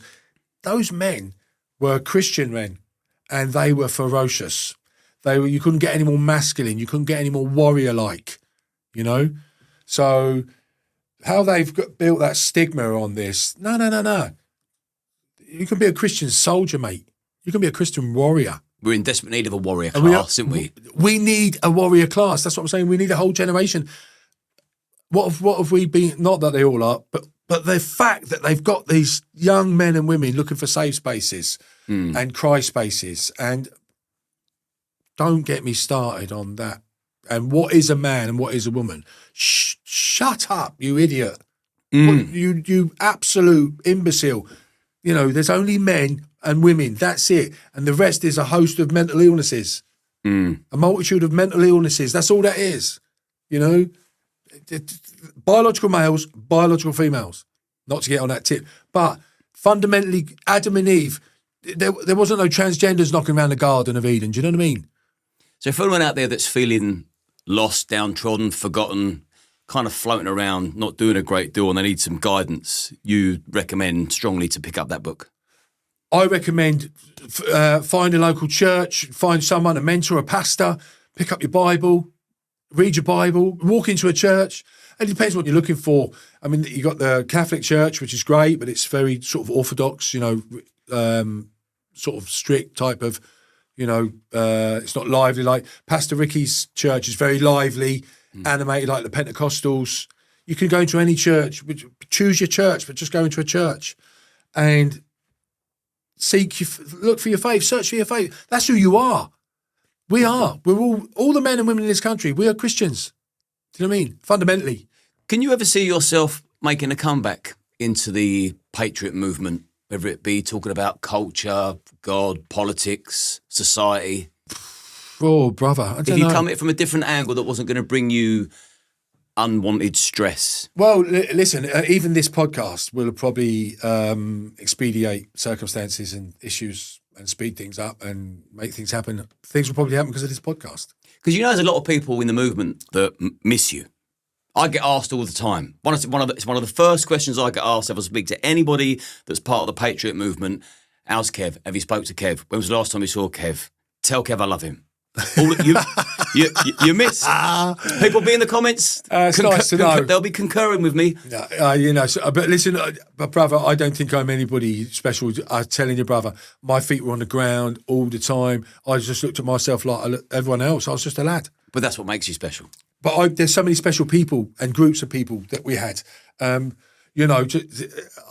miss a lot of the lads that I spent a lot of time with, Edders and Saxon and all that, and all the Lanesfield lads. And, there's so many lads. I want to know, you're going to make a comeback, Kev. Yeah.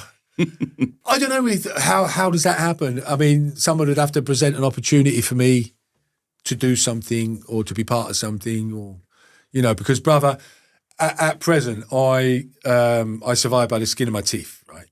And that's the gospel truth. Hand to mouth. Do you know what I mean? So I literally I'm sailing on the wind, brother. So I don't know. Keep them guessing. I mean, look, it's just don't give the game away. Keep them guessing, Kev. Keep them guessing. No, but listen, I mean, doing this podcast was like a big thing, Like I was anxious about it, and I'm thinking, and I'm telling you now, and I'll get this on the record as well. There is not another being other than your good self that I would have spoken to about this. I would not have sat across from anyone else and said all this. It would never have happened. It would have died with me. Do you know what I mean? All the whatever memories and all that. And that's gratefully appreciated, by the way, which I've said to you before. And it was a tough one for me and you because we're pals. I didn't want to reach out and say, come on the podcast, because I didn't want you to think that I'm using you for content over friendship. So that's why I never said a word. So when we got chatting, you said you'd like to. I would, yeah. If you want, yeah. I thought perfect, because I'd love to. Because this for me will be a legacy piece. Because I know the real Kev Carroll. I know who you are. So it's been a beautiful exchange for me. So thank you. No, but brother, listen. I love you like with everything. Likewise, right? You are my brother, right? Literally, and that's how I look at it. And I love you you couldn't get any more love, brother. So you're the only person I would do it with. Because there's no one out there in a position that I love that could have possibly asked me these questions. And you've really kept yourself to yourself for like a good few years now. You've been looking after your mum and dad. We won't go into that, but you've been doing God's work there. So again, I tip my hat, and it's just that nurturing side of you coming into its natural life force. But how's it been for you sitting here talking for 2.5 hours after so long staying silent? I was a bit anxious and a bit nervous because I'm a secret squirrel, so I don't hear from no one, I see no one. I've gone through the whole phases of feeling sorry for myself and all that stupid stuff. I felt abandoned and all that, and then just go through all the motions, human motions. You know what I mean? And then just ended up, I'm just on my own. So I'm a secret squirrel. I like to keep myself like my private life, private sort of thing. But you enjoyed going down memory lane? The mad thing is, I'm sitting here now thinking I could roll another 24 hours solid with stories. The police commissioner, the FIFA building, the whole nines. I could roll with all them stories, 1,000 stories, which is what I say. If I did a book, I could do 3 books. Easy. Well, I've purposely left a few bits out that wouldn't really flow with today's interview, so that you can come back and we can do another part in a year. Oh, well, that's happy days, brother. So that's all coming. So let's cap it off. What would your final message to the masses be today? Well, what I would say is everybody, the people of this nation, right? If I was addressing them, I would say, listen, you are a fantastic, beautiful, amazing, wonderful people as a culture, as a people, as a nation. The history, what our forefathers done and what they've sacrificed for us to have society as today, and it's being attacked and eroded, you know, with the immigration, with everything, your culture, your values, everything. Our children are being violated and attacked, our people, our women can't walk the street safe at night. The corruption in politics, my gosh. As a people, I would urge the people of this nation, from me, from Kev Carroll, to stand up and move forward and say, enough is enough, we're not having it. And I don't mean that as in armed revolution. I mean, get involved, active, support Tommy, you know, support everything, fight for your right to exist, fight for your right in a Christian land to be able to walk the streets of your own land, strong in your faith, strong in your identity, unaccosted. You know, be proud to be who you are. Because I'm proud to be English, and I know that everybody else is proud, and so you should be. And for too long, these individuals have tried to make us feel lesser or ashamed of look at what they're trying to do about our flag. Don't let them do it to you, folks. Be proud of your flag. Be proud of the George Cross. Be proud of the Union Jack. Well, that's the inside. Just walk tall and don't be afraid to speak up. Don't be afraid to speak up. You're not happy with something, you see something that's out of line, you think something's not right, speak up and vote with your feet. You know what I mean? Well, that's all I want on record. I love my nation. I love my people. And that is a perfect sign off. And now we're going to go have some dinner. Love you, Geezer. Brother. Thank you. Lemmy, I love you, brother. Trusting me with that. Listen, I trust you with my life, brother. Yeah, likewise. Likewise. I'm now going to trust you with my dinner.